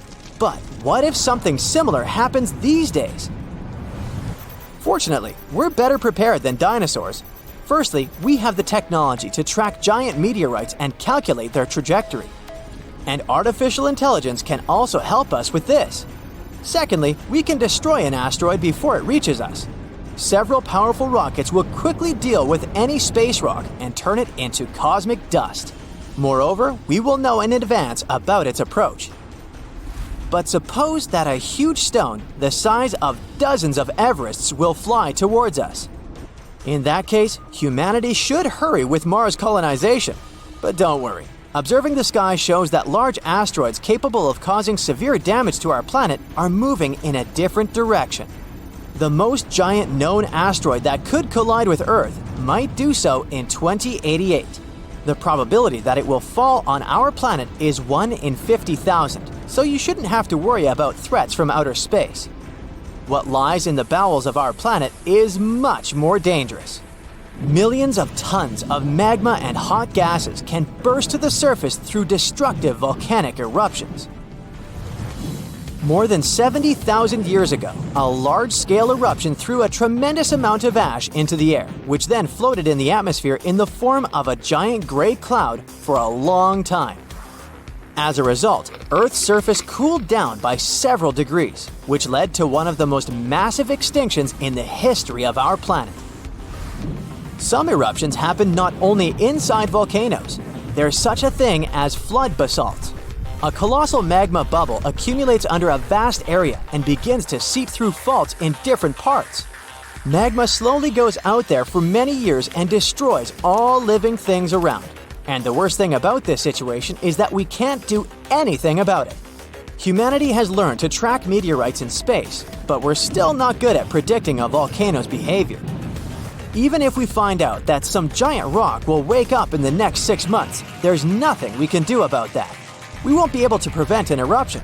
All we can do is evacuate people from dangerous territory. We have no protection against earthquakes, and even more so, we can't stop the emission of ash into the atmosphere. It's possible that artificial intelligence will help us with this in the future, but right now, we're powerless. As you can see, there are several options for the end of the world for humanity, and they're all slightly different from those imposed by pop culture and the media. In the end, is it right to look for threats from space or artificial intelligence? Let me take you to a place that seems to be out of this world.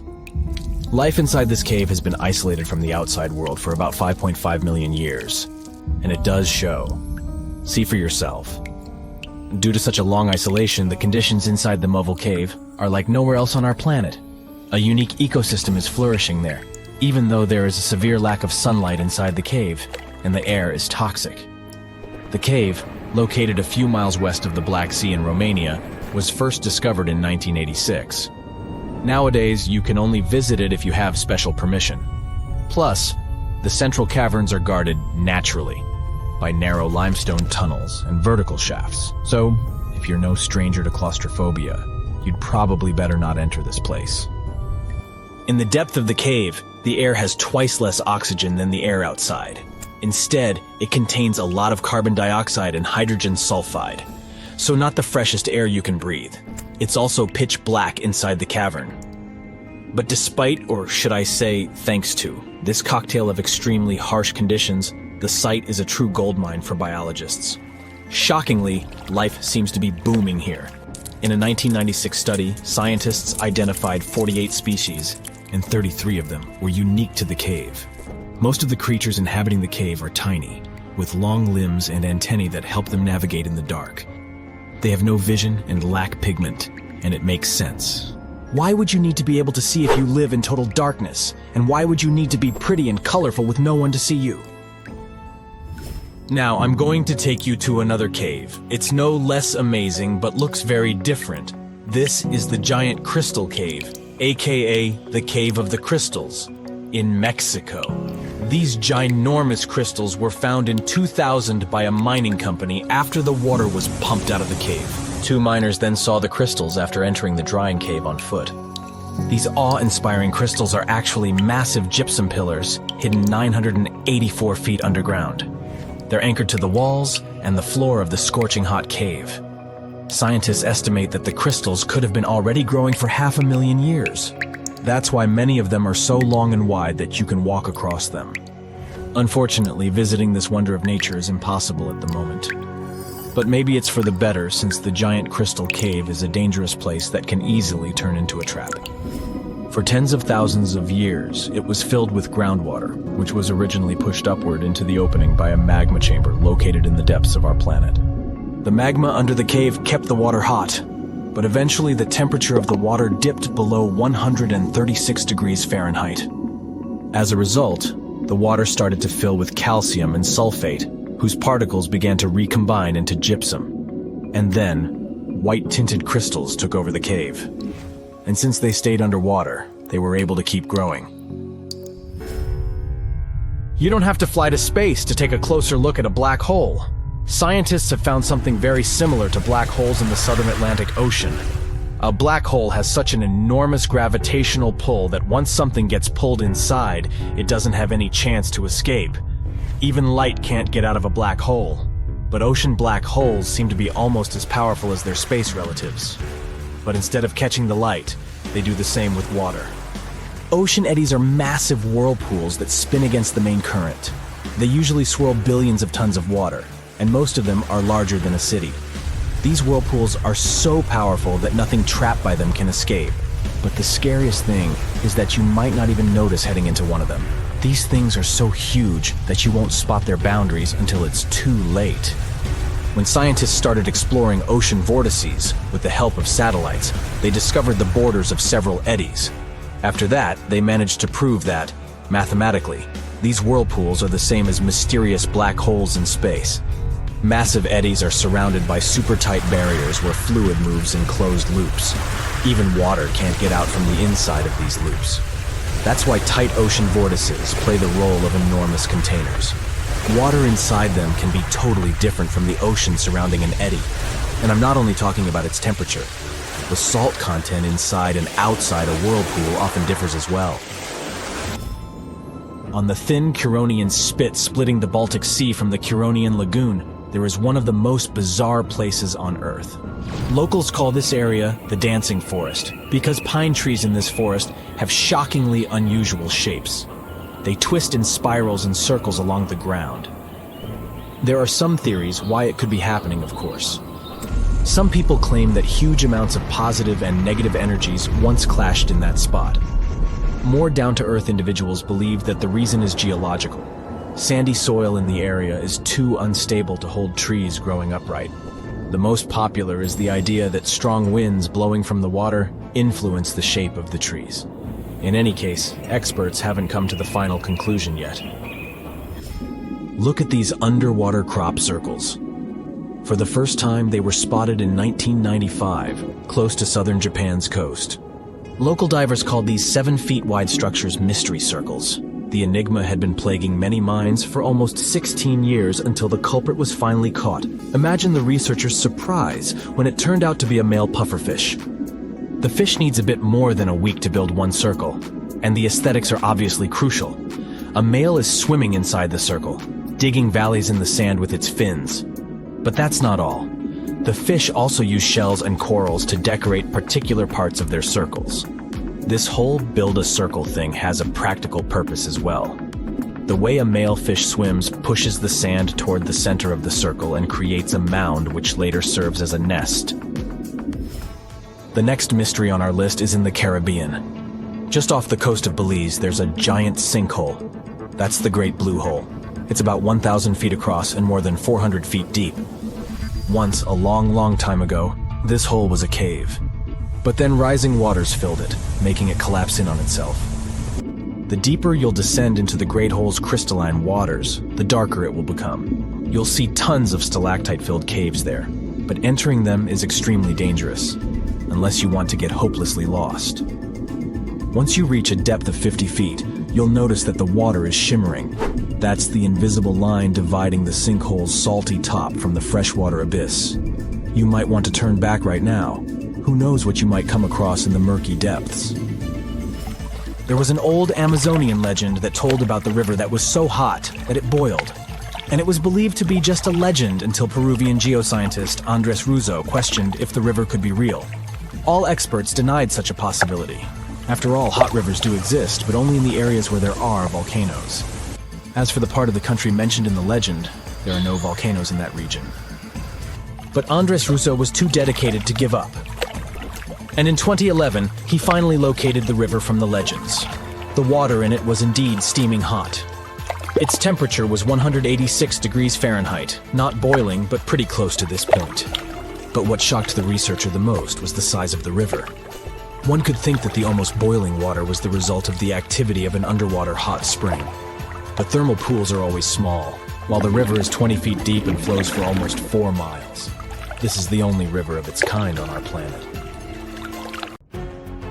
The Earth has 3 main layers. 2 parts of the core, the dense, hot inner core, and the molten outer core. Then comes the mantle. And then follows the thin crust, the surface that supports life as we know it.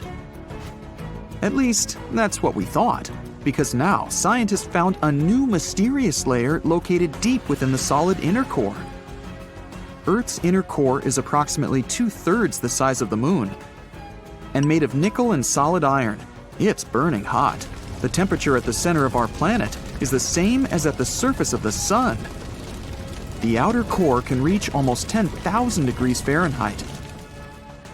It's difficult to explore it because we can't go there, and it's like looking through a really dirty window of 3,200 miles of molten metal and rocks.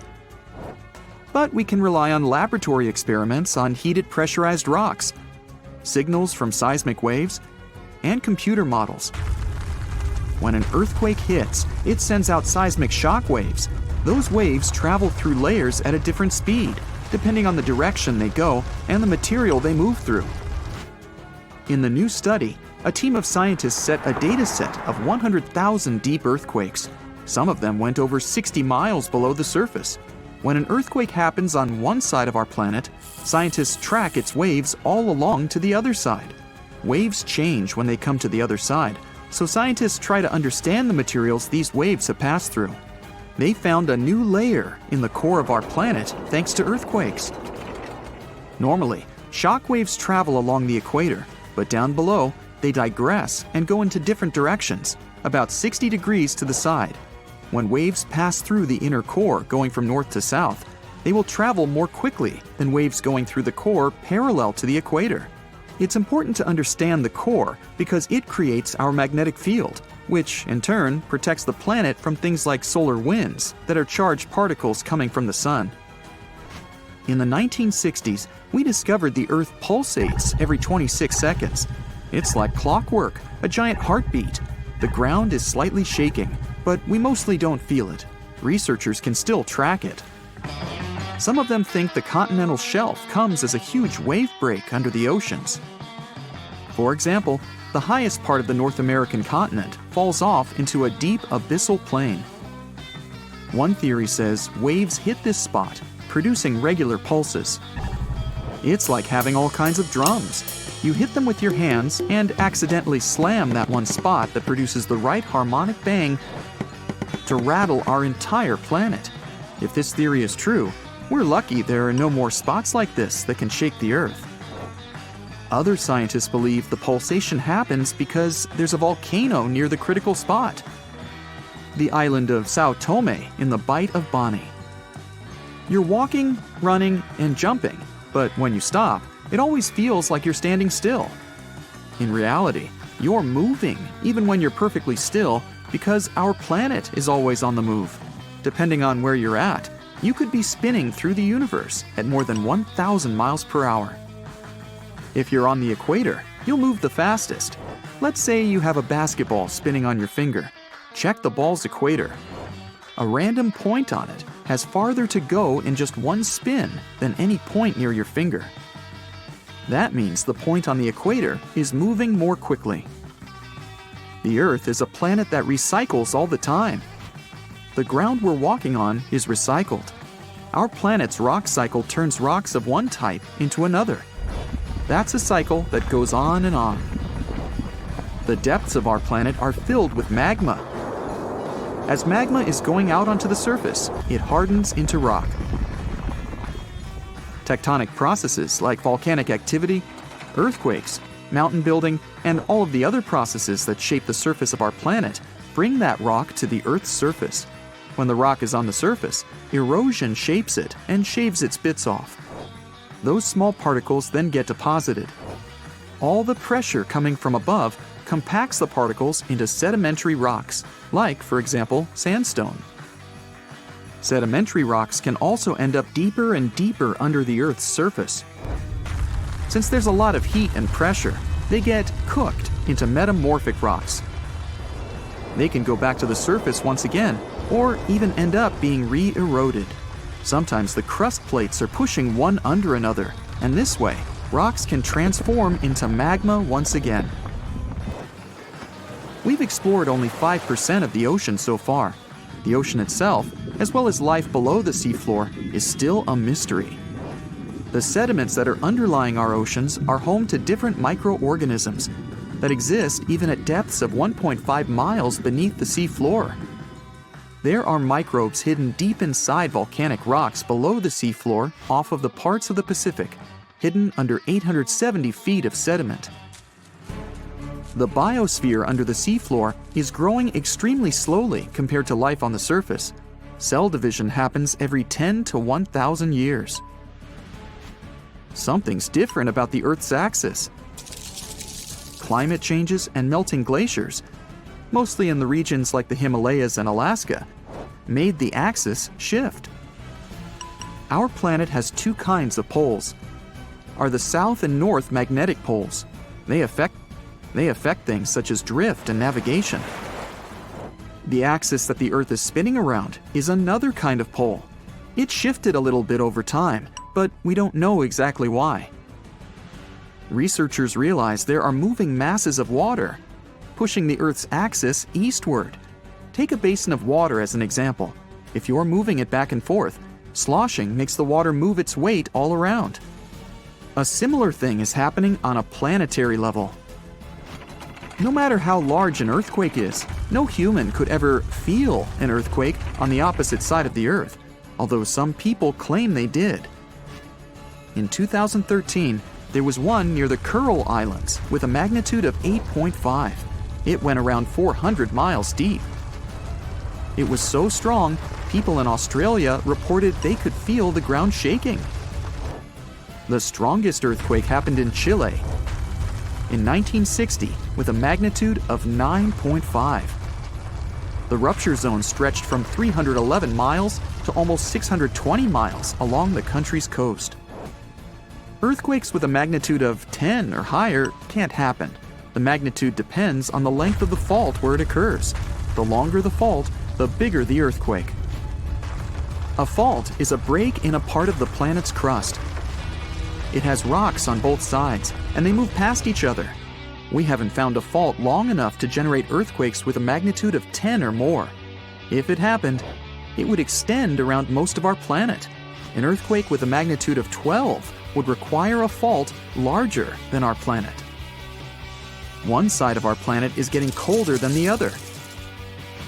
The Earth has a system that keeps it warm from the inside, a red-hot liquid interior deep below the surface. It spins and, at the same time, generates a magnetic field and gravity. That way, the Earth's core holds the atmosphere closer to the planet's surface. The Earth also absorbs heat from the Sun, mostly on the surface. The heat doesn't spread equally on all parts of the Earth. One side of the planet, the Pacific Hemisphere, is losing heat more quickly than another, the African Hemisphere. This happens because land traps more heat than the surface under the ocean. The seafloor is way thinner than the landmass.